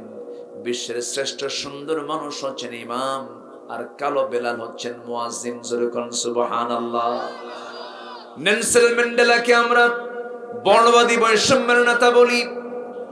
নেলসন ম্যান্ডেলা হালের দুনিয়ার মানুষ, আর আজ থেকে ১৫০০ বছর আগে বিশ্বের সেরা সুন্দর মানুষ ছিলেন আমার নবীজি। সেই নবী আমার ইমাম হয়ে মুয়াজ্জিনের মতো পদে একজন কালো বেলালকে দিয়ে বুঝায় দিলেন, গোটা পৃথিবীর কালো বর্ণ ধর্ম কোনো কি বলে কোনো ভাষা বর্ণ দিয়ে সম্মান করানো যাবে না। একমাত্র বর্ণবাদী বৈষম্যের নেতা পৃথিবীতে যদি থেকে থাকে একজন, তিনি হচ্ছেন মুহাম্মদুর রাসূলুল্লাহ, মুহাম্মদুর রাসূলুল্লাহ সাল্লাল্লাহু আলাইহি সাল্লাম। বর্ণবাদী বৈষম্য তিনি দূর করেছেন এবং আল্লাহ আয়াত নাযিল করেছেন, ইন্না খালাকনাকুম মিন যাকারিন ওয়া উনসা وجعلناكم شعوبا وقبائل لتعارفوا إن أكرمكم عند الله أتقاكم। জোরে বলি আল্লাহু আকবার। তোমাদের মধ্যে কোন মন্ত্রী, কোন জজ, কোন ব্যারিস্টার, কোন বড় অফিসার আমার কাছে দামি নয়। আমার কাছে সেই ব্যক্তি দামি, সে যদি রাস্তার ফকিরও হয়ে থাকে, সে যদি আমাকে বেশি ভয় করে, আমাকে সবচেয়ে বেশি মহব্বত করে। জোরে বলি সুবহানাল্লাহ। আমরা ভিআইপি হতে চাই কার কাছে? আসতে বলবেন না কার কাছে? আমরা সম্মান পেতে চাই আমরা কার কাছে? আমরা আল্লাহর সামনে হাজির হতে চাই আসামি হয়ে না মেহমান হয়ে? আসতে বলবেন আসামি হয়ে না মেহমান হয়ে? মেহমান হয়ে হাজির হতে হবে। বাতিলদের কাছে যাওয়া যাবে না। যে নেতৃত্বের নামাজ নাই, সেই নেতৃত্বের মুখে আমরা জুতা মারি। যে জায়গায় নামাজ কাজা হবে সেই জায়গায় আমাদের যাওয়ার দরকার নাই। এমন কর্মসূচি আমার দেশে হয়, কর্মসূচি দেয়, নেতা ডাক দেয়, সেই জনসভায় লোক যায়, জোহর যায়, আসর যায়, মাগরিব যায়, এশা যায়, নেতাও নামাজ পড়ে না, কর্মীও নামাজ পড়ে না। ওই নেতাগুলো বান্দাকে জাহান্নামের দিকে নিয়ে যাবে। কষ্ট পাচ্ছেন? কষ্ট পাচ্ছেন? আমার দিকে তাকান। ঈমান, ঈমানকে কখনো নষ্ট করা যাবে না। আমার বন্ধুগণ, ঈমান যদি চলে যায় তার সব চলে গেল। সাইয়েদনা বেলাল কি ঈমান তিনি এনেছিলেন, ঈমান আনলেন, সঙ্গে সঙ্গে তার মনিব বলে ফেললো, বেলাল শুনতে পেলাম তুই নাকি কালেমা পড়েছিস। বেলাল বললেন, শুনবেন কেন আমার মনিব, আপনি দেখেন আশহাদু আল্লা ইলাহা ইল্লাল্লাহ, বুকে কোনো ভয় নাই, কার ভয় ছাড়া। উমাইয়া মনিব করলো কি, উমাইয়া তাকে গলার মধ্যে খেজুর পাতার পাকানো রশি দিয়ে বেঁধে টেনে হেঁচড়ে নিয়ে চলে গেছে তপ্ত বালুতে। ৫৫ ডিগ্রি সেলসিয়াস তাপমাত্রা মক্কার, কি গরম আবহাওয়া। সেই আবহাওয়ার ভিতরে নিয়ে এই রমজানে আমি উমরায় গিয়েছিলাম। আমার এক বন্ধু ওই জায়গাটা দেখায় দিলেন, বন্ধু দেখো এই ফাঁকা জায়গাটা পড়ে আছে, এই ফাঁকা জায়গার ঠিক মাঝখান বরাবর বেলালকে নিয়ে এসে মারতো তার মনিব। ওই জায়গায় কিছুক্ষণ দাঁড়ায়া চোখের পানি আটকাতে পারিনি, আহারে বেলালকে মারছে এই জায়গায়। সাইয়েদনা বেলাল বুকের উপরে পাথর চাপা দিয়ে রেখেছে, আল্লাহর নাম তিনি বন্ধ রাখলেন না। খেপে গিয়ে রেগে গিয়ে মারতে মারতে উমাইয়া ক্লান্ত হয়ে পড়ে, কিন্তু বেলাল ঈমান ছাড়েন না। বুকের উপরে বসে মুখের মধ্যে বাম হাত ঢুকায় দিয়া টান মেরে জিহ্বা বের করেছে। জিহবার ভিতরে বাবলা গাছের কাঁটা ঢুকায় দিয়ে বলতেছে, বেলাল জিহবাটা বন্ধ করলাম, আল্লাহর জিকির করবি কেমনে? বেলাল ইশারা করে নখটা উঁচু করে বলতেছে, উমাইয়া আমার জিহবা বন্ধ করলে কি হবে? আমি আমার আল্লাহর নামটা আমার জিহবার, আমি আমার দিলের মধ্যে অঙ্কন করে নিয়েছি। জোরে বলি সুবহানাল্লাহ, আরো জোরে বলি সুবহানাল্লাহ। ভালো কাজ করার জন্য 1000 বছর বয়স বাঁচার দরকার নাই। 1600 বছর বেঁচে ছিল ফেরাউন, কোনো কাম হয় নাই। বেঁচে ছিলেন সাদ ইবনে মুআজ রাদিয়াল্লাহু তাআলা আনহু, মাত্র 5 বছর। 35 বছর বয়সে ইন্তেকাল করেছেন। ঈমান আনছেন 30 বছর, ইসলাম পাইছেন কয় বছর? 5 বছর। 30 বছর বয়সে ইসলাম কবুল করলেন সাদ ইবনে মুআজ।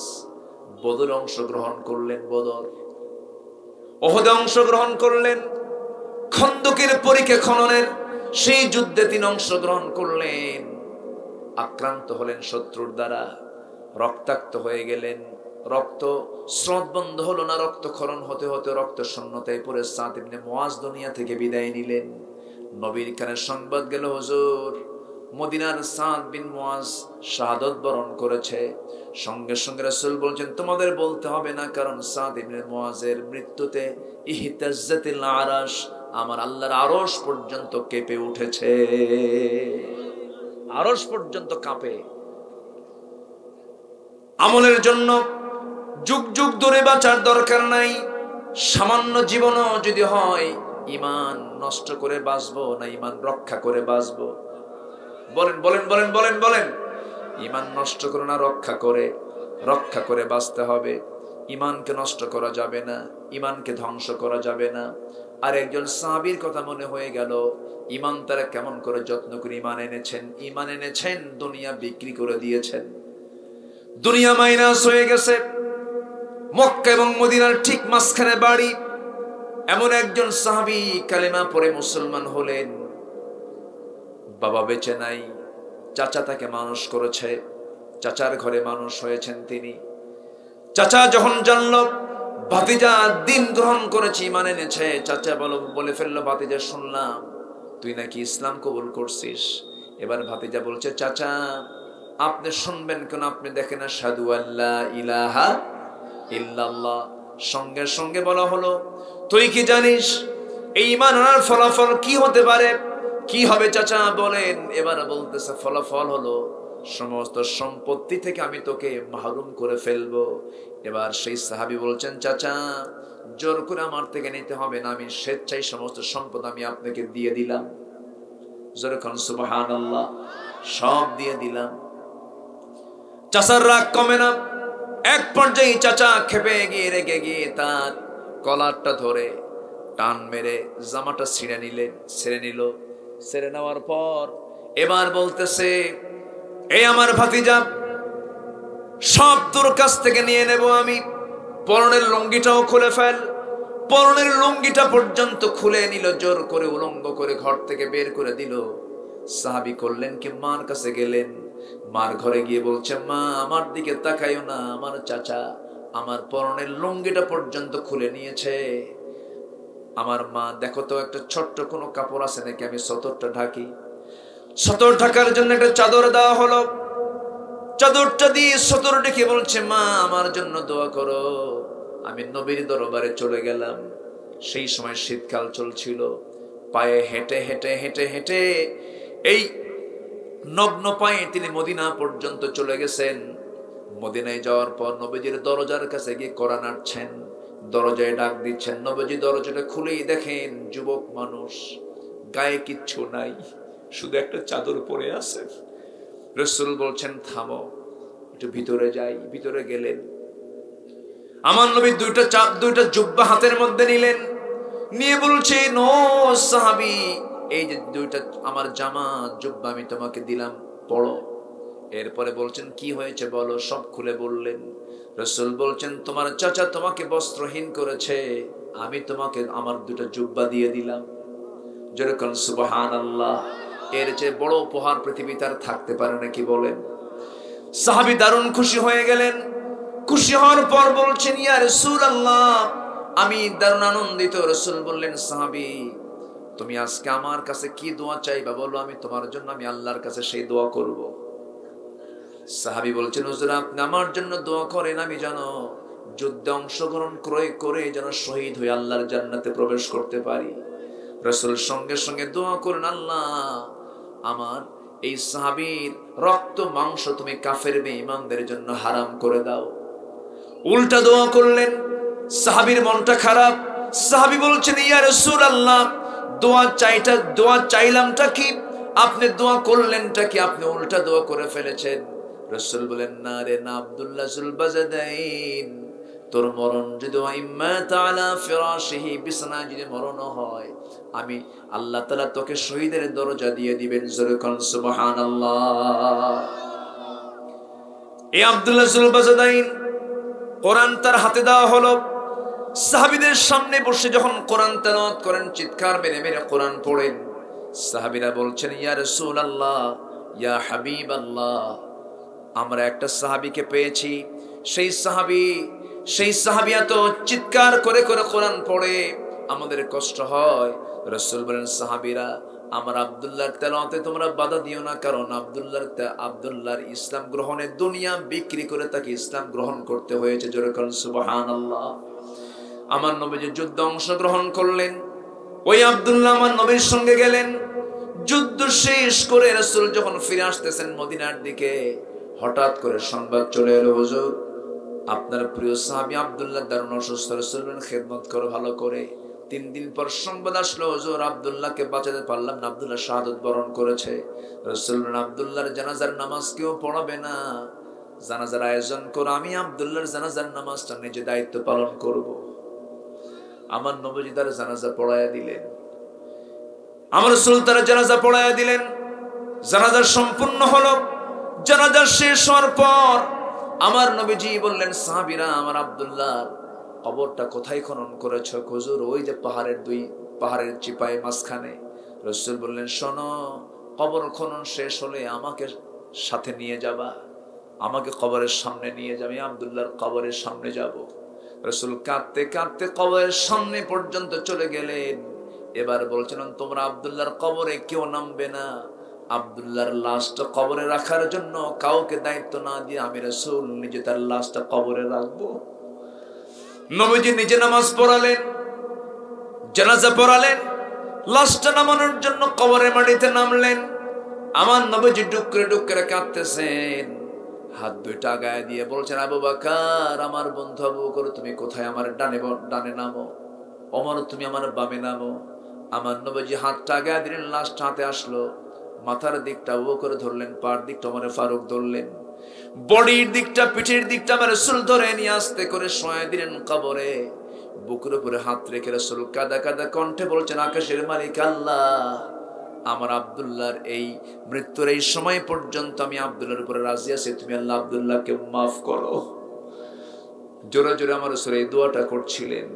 পাশে দাঁড়িয়ে থাকে একজন সাহাবী, সাদ ইবনে আবি ওয়াক্কাস রাদিয়াল্লাহু তাআলা আনহু, চিৎকার মেরে মেরে পাগলের মতো বলছে, আল্লাহ, আমার মতো পোড়া কপাল বান্দা দুনিয়াতে আর নাই। আমি সাদ বিন আবি ওয়াক্কাস জীবিত সাদ না হয়ে যদি মৃত সাদ হতাম, আর ওই কবরের যদি বাসিন্দা হতাম, নবীজি যে কবরে নেমে ওই কবরবাসীর জন্য দোয়া করে, আমার জীবনটা আমার ধন্য হয়ে যেত।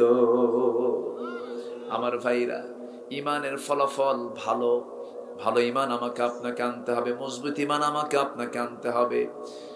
একজন সাহাবী নবীজি মক্কা থেকে মদিনায় হিজরত করেছেন। ওই সাহাবী রাসূলকে দেখে মক্কা থেকে মদিনায় হিজরত করলেন। কোটি কোটি টাকার মালিক, এক্সপোর্টার ইম্পোর্টার, মক্কার খ্যাতিমান একজন ব্যবসায়ী মানুষ। বউ ইসলাম কবুল করে নাই, সন্তানরা ইসলাম কবুল করে নাই। বউ সন্তান ব্যবসা বাণিজ্য সব ফেলে দিয়া নবীর সঙ্গে চলে গেছেন মদিনা। আমার নবীজি দেখেন মদিনার মসজিদের পাশে হেলান দিয়ে বসে আছে আব্দুর রহমান ইবনে আউফ, মিলিয়নার, 1000 কোটি টাকার মালিক সেই সময়ে তিনি ছিলেন। এই সাহাবী যখন বসেছিলেন, রাসূল তাকে দেখে কেঁদেই ফেললেন, বলেন, আব্দুর রহমান, তোমার প্রচুর সম্পদ ছিল, আজকে তুমি ফকির হয়ে গেছো, কষ্ট হয় না তোমার? আব্দুর রহমান বলছেন, হুজুর, দুনিয়া ছেড়ে দিয়েছি, আমি আপনাকে পেয়েছি, আল্লাহকে পেয়েছি, আমার সব পাওয়া হয়ে গেছে। জোরে কোন সুবহানাল্লাহ, আরো জোরে কোন সুবহানাল্লাহ।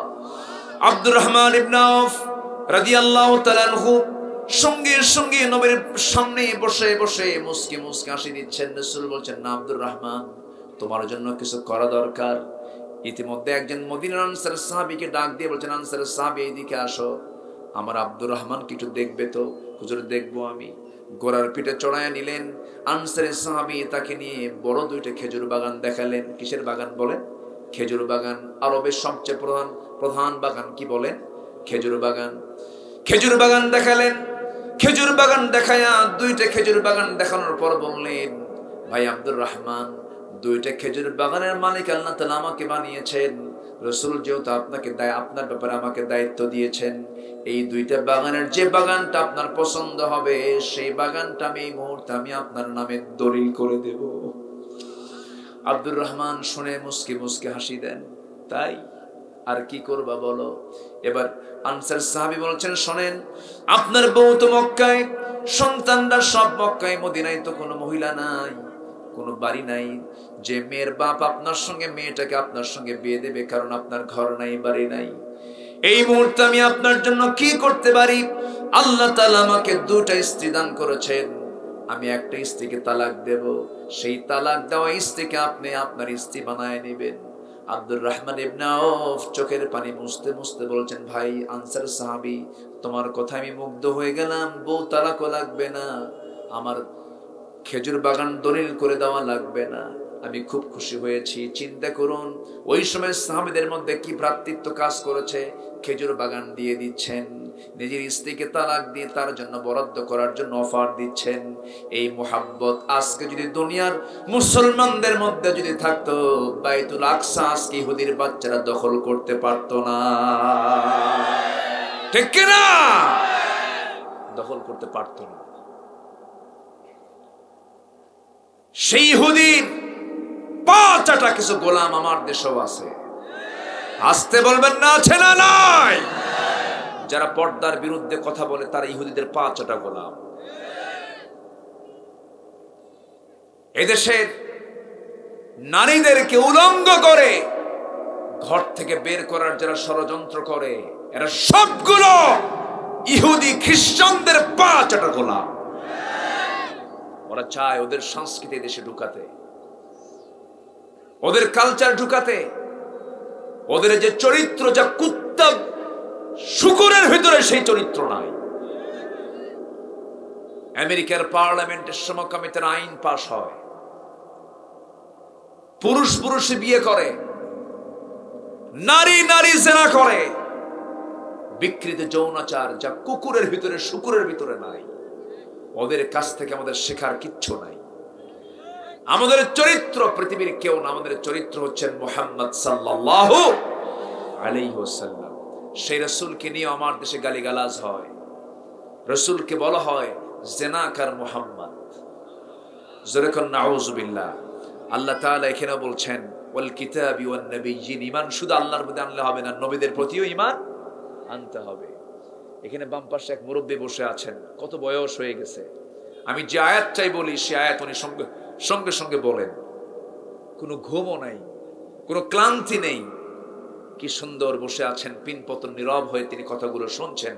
আল্লাহ তুমি মুরব্বীকে আমাদের মাঝে আরো দীর্ঘদিন বেঁচে রাখো, জোরে বলি আল্লাহুম্মা আমিন। তাই না? কত সুন্দর। আল্লাহ আলহামদুলিল্লাহ। আমি কি দোয়া করে দেব? চালাবো আলোচনা?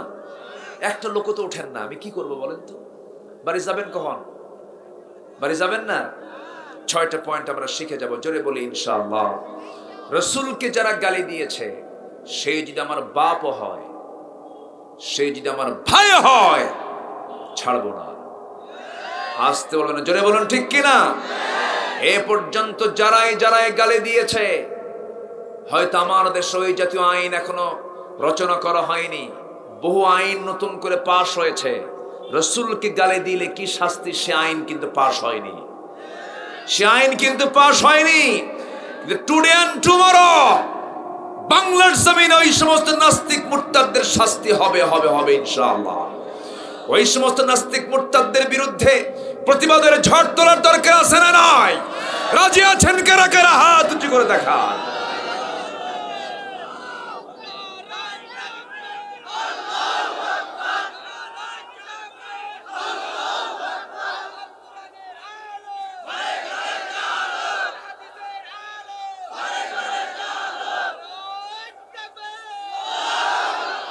আল্লাহ তুমি সবার হাতকে কবুল করো, জোরে বলি আমিন, আরো জোরে আমিন।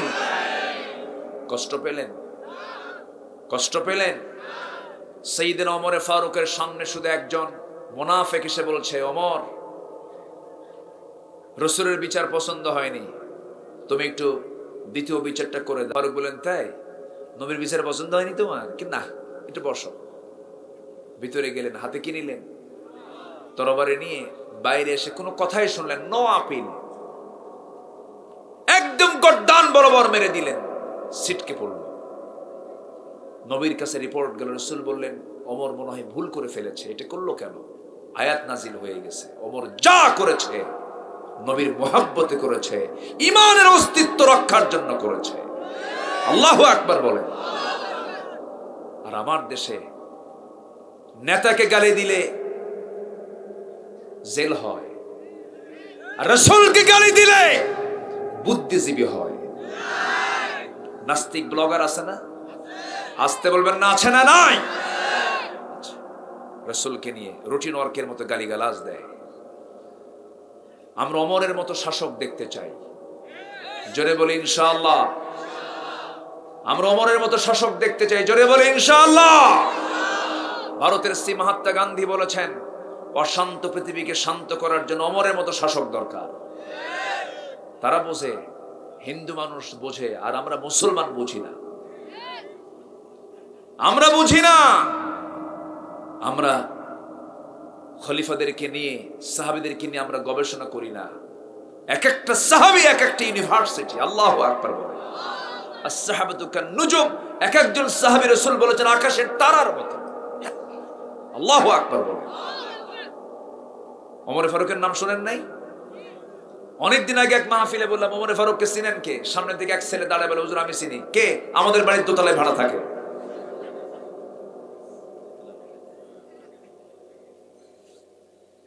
সাইয়েদনা আলী, ওমর, ওসমান কি ছিলেন এক একজন। আবু বকর একজন অনর মানুষ ছিলেন, দৃঢ়চেতা। আমরা আবু বকরের মতো দৃঢ়চেতা হব, ওমরের মতো সাহসী হব, ওসমানের মতো লজ্জাশীল হব, দানবীর হব, আলীর মতো লড়াকু সৈনিক হয়ে বাতিল শক্তির মোকাবেলা করব আমরা। আল্লাহু আকবার। আলী কি মেধাবী ছিলেন, আল্লাহু আকবার। রাসূল কারীম সাল্লাল্লাহু আলাইহি ওয়াসাল্লাম মাঝে মাঝে তার সঙ্গে বলতেন, কথা বলতে বলতে রাসূলকে পর্যন্ত তিনি আটকায় দিতেন মাঝে মাঝে। এর মানে আবার বলছি না যে রাসূলের চেয়ে বড় উনি, আবার ভুল বুঝবেন না। এখন তো এক একটা শব্দ প্রয়োগ করলে ক্যামেরা খুব সাবধান, দেখেন না কতগুলো চোখ তাকায় আছে আমার দিক, তাহলে ভুল কর খাইয়া ফেলাম, কি ঠিক আছে না? সাইয়েদনা আলী একদিন নবীর সামনে বসা, রাসূল বলছেন জামাই আলী এদিকে আসো। জামাই তো বড় জামাই না ছোট জামাই? আসতে কয়। নবীর পরিবার নিয়ে জানা দরকার আছে না? আলী নবীর কি জামাই? সবার ছোট। ছোটই তো। ফাতিমার স্বামী মানে কি? ফাতিমা রাসূলের সবচেয়ে ছোট মেয়ে না? তাহলে কি জামাই? ছোট জামাই। বড় জামাই কে? ওসমান। আল্লাহু আকবার বলেন।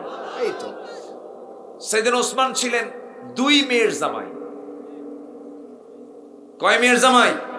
এক মেয়ে মারা গেলে রাসূল আরেকটা মেয়ে দিলেন, সেটাও মারা গেছে। রাসূল বলেন আমার যদি আরেকটা মেয়ে থাকতো, আরেকটা মেয়ে আমি ওসমানকে দিতাম। খুব ভালোবাসতেন। এক একজন সাহাবী এক এক রকম, এক একটা যোগ্যতার অধিকারী। একদিন রাসূলের সামনে এসে ওসমান জিন্নুরাইন বলছেন, হুজুর আপনি আমার জন্য একটু দোয়া করেন। কি দোয়া? আমি যেন ফকির হই। আমি যেন কি হই? আচ্ছা পৃথিবীতে কি এমন ধনী আছে কেউ কি বলে যে হুজুর আপনি আমার জন্য একটু দোয়া করেন আমি যেন ফকির হই? এরকম দোয়া কেউ চায়? এমন ধনী ওসমান বলতেছে হুজুর আপনি আমার জন্য, আমি যেন ফকির হই। কেন এই রকম দোয়া কেন চাও? হুজুর আমার কাছে সম্পদ ভাল লাগে না। শোনেন, সম্পদ যদি কাউকে আল্লাহ দেন, জোর করে দেন। বুদ্ধি দিয়ে টাকা আসে না, বুদ্ধি দিয়ে সম্পদ আসে না, শুধু বুদ্ধি দিয়ে টাকা আসে না, তকদির লাগে। তকদির। গ্রামের বহু লোক আছে এত বুদ্ধি, খালি গিজ গিজ গিজ গিজ করে, ভাত পায় না। আসে না? আসে না? আসে না? আবার কিছু কিছু আছে বোকা শোকা, কিচ্ছু বোঝে না, টাকার অভাব নাই। আসে না? আসে না? আসে না? রিজিক আসে কার পক্ষ থেকে? আল্লাহর পক্ষ থেকে। রাসূল বলেন ওসমান তুমি উটের পিঠে যখন বসো, খাওয়ার প্রয়োজন হলে কেমন করে খাও?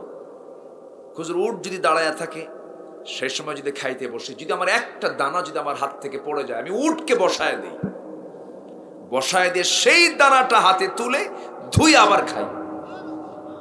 রাসূল বলেন, তোমার রিজিক তো কোনোদিন ফুরাবে না, তোমার সম্পদ আরো বাড়বে, ডাবল হবে, ডাবল হবে। জোরে কোন সুবহানাল্লাহ। এক একজন এক এক রকম। আবার আলী ছিলেন ধনী না গরিব? গরিব, খুব গরিব ছিলেন। এক জামাই ছিলেন ধনী, আর এক জামাই ছিলেন কি? রাসূল সব মডেল করেছেন। রাসূল গরিবের সঙ্গে বিয়ে দিয়েছেন সবচেয়ে পছন্দের মেয়েকে। রাসূল ছিলেন ধনীর বন্ধু না গরিবের বন্ধু? বলেন বলেন, ধনীর বন্ধু না গরিবের বন্ধু? রাসূল গরিব না হয়ে রাসূল গরিব হয়ে কি হয়েছেন? গরিবের বন্ধু হয়েছেন। আর আমার দেশে বিভিন্ন জায়গায় লেখা থাকে গরিবের বন্ধু কয়েক হাজার কোটি টাকার মালিক। আছে না নাই? আমরা দেশকে এত মহব্বত করি, দেশের টাকা বাইরে পাচার করি, কত বড় বুজুর্গ আমরা, তাই না? আল্লাহ আমাদেরকে ভালো বানান। জোরে বলি আল্লাহুম্মা আমিন, আরো জোরে আল্লাহুম্মা আমিন। আমার দিকে তাকান। সাইয়েদনা আলী রাসূলকে নিয়ে বসেছেন খেতে। তো খেজুর খেতে খেতে রাসূল মজাও করতেন। খেজুর খাচ্ছেন আর বিচি, বিচি বলো না কি বলে এলাকায়? খেজুরের ভিতরে যেটা থাকে না, আটি, বিচি, বিচি আটি একই তো কথা। তো আটিগুলো রাসূল আলীর সামনে রেখে দিচ্ছেন। রাসূল গোশতগুলো খাচ্ছেন, খেজুরগুলো খাচ্ছেন, আর আটিগুলো জামাই আলীর সামনে রেখে দিলেন। অনেকগুলো আটি জমা হয়ে গেছে, বিচি জমা হয়ে গেছে। খাওয়ার শেষে সবাইকে নিয়ে বললেন, সাহাবীরা আমরা সবাই খেজুর খেলাম, আলীও খেজুর খেলো, দেখো ওর সামনে কতগুলো আটি, ও একাই খাইছে সব। আমার নবীজি কিন্তু মজা করতেন, মিশুক মানুষ ছিলেন, হাস্য রসে ভরা ছিলেন মুহাম্মদ সাল্লাল্লাহু। কিছু কিছু লোক আছে হাসেও না কান্দেও না, আছে না কিছু কিছু লোক? ওদের বউরা মনে মনে করে মরবে কোন দিন। কথা বোঝেন না? একটু হাসা দরকার, একটু চিত্ত বিনোদন দরকার, একটু খুনসুটি দরকার, একটু বইয়ের সঙ্গে একটু খেলাধুলা করা দরকার, একটু খুনসুটি করা উচিত, একটু তাদেরকে নিয়ে একটু এদিক সেদিক যাওয়া উচিত, একটু ঘোরাফেরা করা উচিত। পর্দা ছাড়া না পর্দা সহ? পর্দা সহ। আবার কিছু কিছু পুরুষ আছে বউকে নিয়ে ঘোরে, মানে R1 আর কি কি হুন্ডা কি জানি নাম, যাইকে আল্লাহ জানে। আচ্ছা যাই হোক, হুন্ডার পিছনে নিয়ে গোটা শহর ঘুরায় উলঙ্গ কইরা। আবার ফেসবুকে পোস্ট দিয়ে বলে, প্রিয় ভাইয়ের আসুন আমার বউটাকে আমরা জামাতের সঙ্গে দেখি। যখন নাউজুবিল্লাহ, এইগুলোর নাম খুনসুটি না, এগুলো করা যাবে না, বেহায়াপনা করা যাবে না। আমার নবীজি মজা করতেন, মেজাহ করতেন, কৌতুক করতেন। সাইয়েদনা আলী যখন শুনলেন রাসূল তাকে বললেন আমি সবচেয়ে বেশি খাই, তিনি বলেছেন হ্যাঁ আমার ভাইরা। রাসূল বলেছেন আমি বেশি খাই, আমার বেশি খাওয়াটা মানায়। আমি হলাম আসাদুল্লাহিল গালিব, দিগ্বিজয়ী বীর। আমার বাহুতে শক্তির দরকার, শক্তির জন্য খাদ্যের দরকার, আমি বেশি খাই, খাওয়াটা আমার জন্য মানায়। কিন্তু আমরা সবাই খেজুর এতক্ষণ ধরে খেলাম বিসি ছাড়া, আটি ছাড়া, আর এতক্ষণ ধরে রাসূল খেজুরগুলো খেয়েছেন বিসি শুদ্ধা। তার প্রমাণ হলো তার সামনে একটা বিসিও নাই। জোরে বলে সুবহানাল্লাহ। খুব মেধাবী ছিলেন সাইয়েদনা আলী, প্রচন্ড মেধাবী ছিলেন, তাকে কেউ ঠকাতে পারতো না। কোন সাহাবী তাকে কথায় ঠকিয়ে দিয়েছেন এমন কোন রেকর্ড নাই। খুব দ্রুত তিনি উত্তর দিতে পারতেন। একদিন আলী, ওমর এবং ওসমান, কয়জন হলো? তিনজন। ওসমান ছিলেন লম্বা টল ফিগার, ওমর ছিলেন লম্বা টল ফিগার, আলী ছিলেন খাটো। খাটো মানুষের বুদ্ধি কম থাকে না বেশি থাকে? বেশি থাকার কারণ হলো খাটো মানুষের হার্ট এবং মাথা কাছে থাকে, এই জন্য বুদ্ধি বেশি।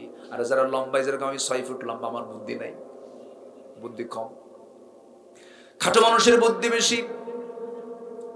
সাইয়েদনা আলী মাঝখানে, দুই সাইডে দুই লম্বা লম্বা সাহাবী ওসমান এবং ওমর হাঁটতেছেন।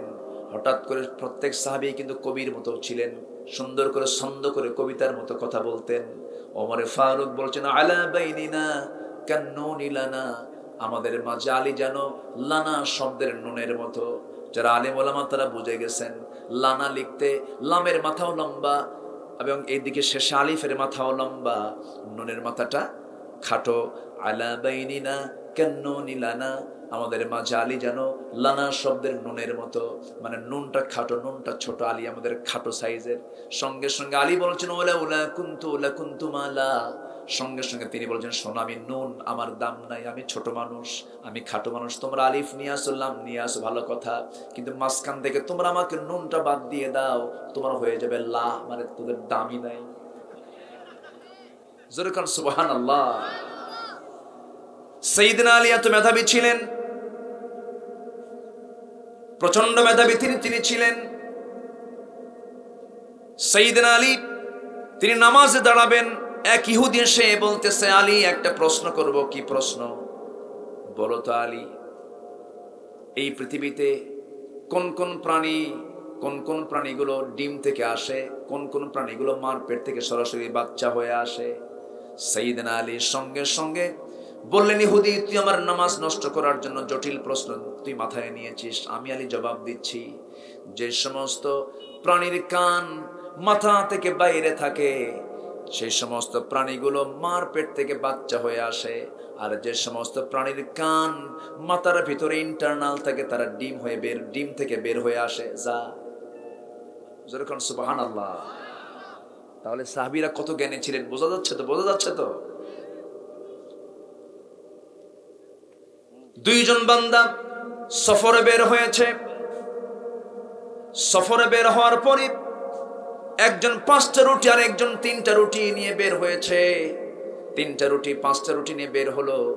এমন সময় তারা ক্ষুধা লাগছে, দুজন মিলে খাইতে বসছে। একজনের 5টা আর একজনের কয়টা? 3টা। আপনারা কি বিরক্ত হচ্ছেন নাকি? বসেন। 5টা 3টা 8টা রুটি নিয়ে বসেছে খেতে। হঠাৎ করে একজন পথচারী এসে বলতেছে, ভাই আমার ক্ষুধা লাগছে, আমি খাবো। ওই পথচারী এসে আস্তে করে ওই দুইজনের মাঝে বসে গেছে। পথচারী খাওয়া শেষ করে বলল, ভাই আমি তোমাদেরকে 8টা দিরহাম টাকা দিয়ে গেলাম, 8টা দিরহাম দিয়ে গেলাম, তোমার এটাকে ভাগ করে নিবা। চলে গেছে। এখন 5 রুটিওয়ালা ব্যক্তিকে 3 রুটিওয়ালা ব্যক্তি বলতেছে ভাগ করো। 5 রুটিওয়ালা বলতেছে, তুমি 3টা নাও, আমি 5টা নেই, আমি 5 রুটিওয়ালা, তুমি 3 রুটিওয়ালা। 3 রুটিওয়ালা বলে, না না, সমান ভাগে ভাগ করো, তুমি 4টা আমি 4টা। প্যাঁচ লেগে গেল। সঙ্গে সঙ্গে দুজন মিলেই বললো, চলো আমরা আলীর কাছে জানি কি ফয়সালা দেয় দেখি। আলীর ফয়সালায় বড় ফয়সালা। চলে গেছে দুজন যাওয়ার পরে যখন বলছে, আলী আমরা এই 8টা দিরহাম নিয়ে মারামারি লাগছে, ও বলে তুমি 5টা নাও, আমি 3টা নেই। আবার আমি বলতেছে, না 4টা করে সমান করে নেই, কি ফয়সালা হবে বলো। সঙ্গে সঙ্গে আলী বলছেন, তোমাদের দুইজনের কোনো ফয়সালায় রাইট নয়, আমার ফয়সালা যদি শুনতে চাও, আমার ফয়সালা হলো 3 রুটিওয়ালা ব্যক্তি পাবে 1 দিরহাম, আর 5 রুটিওয়ালা পাবে 7 দিরহাম। আল্লাহু আকবার বলেন, যেরকম আল্লাহু আকবার। অঙ্ক কি বুঝতেছেন আপনারা? অঙ্ক বুঝতেছেন তো? একটু জটিল, একটু শোনেন মনোযোগ দিয়ে। এখন সঙ্গে সঙ্গে দুজন বলতেছে, আমিরুল মুমিনিন একটু বুঝায় দেন। বলতেছেন, শোনো, 5টা রুটি তোমার, 3টা রুটি তোমার, এই 8টা রুটি নিয়ে তোমরা খেতে বসেছো 3 জন। এই 3 জন যখন খেতে বসেছো, 3 জন খেতে বসার সময় 3 জন সমান ভাগে ভাগ করে খেয়েছো। একটা রুটিকে তোমরা 3 ভাগ করো। একটা রুটিকে 3 ভাগ করলে পরে মোট রুটি কয়টা বলেন? 8টা রুটি। 8টা রুটি যদি 3 ভাগ করা হয়, 3 8 24 টুকরা হলো। এই 24 টুকরা রুটি তুমি খেয়েছো 8 টুকরা, তুমি খেয়েছো 8 টুকরা, ওই পথচারী খেয়েছে 8 টুকরা, 3 8 24 হয়ে গেল। তোমার রুটির সংখ্যা হলো 5টা। 5টা রুটিতে টুকরা হয়েছে 3 5 15, আর তোমার রুটির সংখ্যা হলো 3টা। তোমার 3টা রুটিতে টুকরা হয়েছে 3 3 9 টুকরা। 9 টুকরার 1 টুকরা এক্সেস, আর 15 টুকরার 7 টুকরা এক্সেস। তাহলে এই 7 টুকরা ওই 5 রুটিওয়ালার খাইছে, আর তোমার থেকে খাইছে মাত্র 1 টুকরা। তুমি পাবে 1 দিরহাম, আর ওই 5 রুটিওয়ালা পাবে 7 দিরহাম। সুবহানাল্লাহ বলবেন না? হুজুররা তো অঙ্ক বোঝে না। হুজুররা যখন মঞ্চে আসে বলে, কিছু কিছু লোক বলে দেয়, হুজুর আকাশের ওয়াজ করেন আর কবরের ওয়াজ করেন, দুনিয়া আমরা দেখব, দুনিয়া আমরা দেখব। আবু জেহেলরাও তাই বলতো। আবু জেহেলরা বলতো, মুহাম্মদ তুমি মদের ওয়াজ করো না, জিনার ওয়াজ করো না, সুদের ওয়াজ করো না। রাসূল বললেন, না না, সমাজ ধ্বংস করার জন্য এগুলো থাকতে পারে না। আবু জেহেলের সমাজে মদ ছিল, জিনা ছিল, সুদের কারবার ছিল, আমার বাংলাদেশে একটাও নাই। আসতে বলবেন না আছে না নাই। ওয়াজ করে কি এগুলো বন্ধ হবে কোনোদিন বলেন? শুধু ওয়াজ করে বন্ধ হবে না, তবে বন্ধ হবে, বন্ধ হওয়ার সহজ একটা পন্থা আছে। শুধু মূল জায়গায় শুধু বলবে আজকের থেকে সুদ বন্ধ, কালকের থেকে সুদ বন্ধ, ঠিক কি না? আমার বন্ধুগণ, নবীজি এমন করে সুন্দর সোনালী সমাজ গড়েছিলেন, সেই পদ্ধতি আমরা সামনের দিকে এগিয়ে যাব। কোরআনটাকে আমরা মানব, ঈমান আনার মতো আমরা ঈমান আনবো। নামাজে যা বললাম সমাজে তাই বলবো, নামাজে যা পড়লাম সমাজে তাই পড়বো। এমন করে যদি লালন করতে পারে, সেই ঈমানটা আমার আপনার জন্য জান্নাতের সহায়ক হয়ে যাবে। নাম্বার 2 হলো প্রিয় জিনিসকে আল্লাহর পথে খরচ করা। নাম্বার 3 হলো নামাজ কায়েম করা। নাম্বার 4 হলো যাকাত দেওয়া। নাম্বার 5 হলো ওয়াদা ঠিক রাখা। নাম্বার 6 হলো বিপদে মুসিবতে সব জায়গায় ধৈর্যের পরিচয় দেওয়া। কার জন্য? আল্লাহর জন্য। এই 6টা কাজ যে বান্দা করবে, আল্লাহ বলছেন এই সমস্ত বান্দাগুলো সত্যবাদ, এই সমস্ত বান্দাগুলো মুত্তাকি, আমি তাদেরকে জান্নাত দেব। জোরে কোন সুবহানাল্লাহ।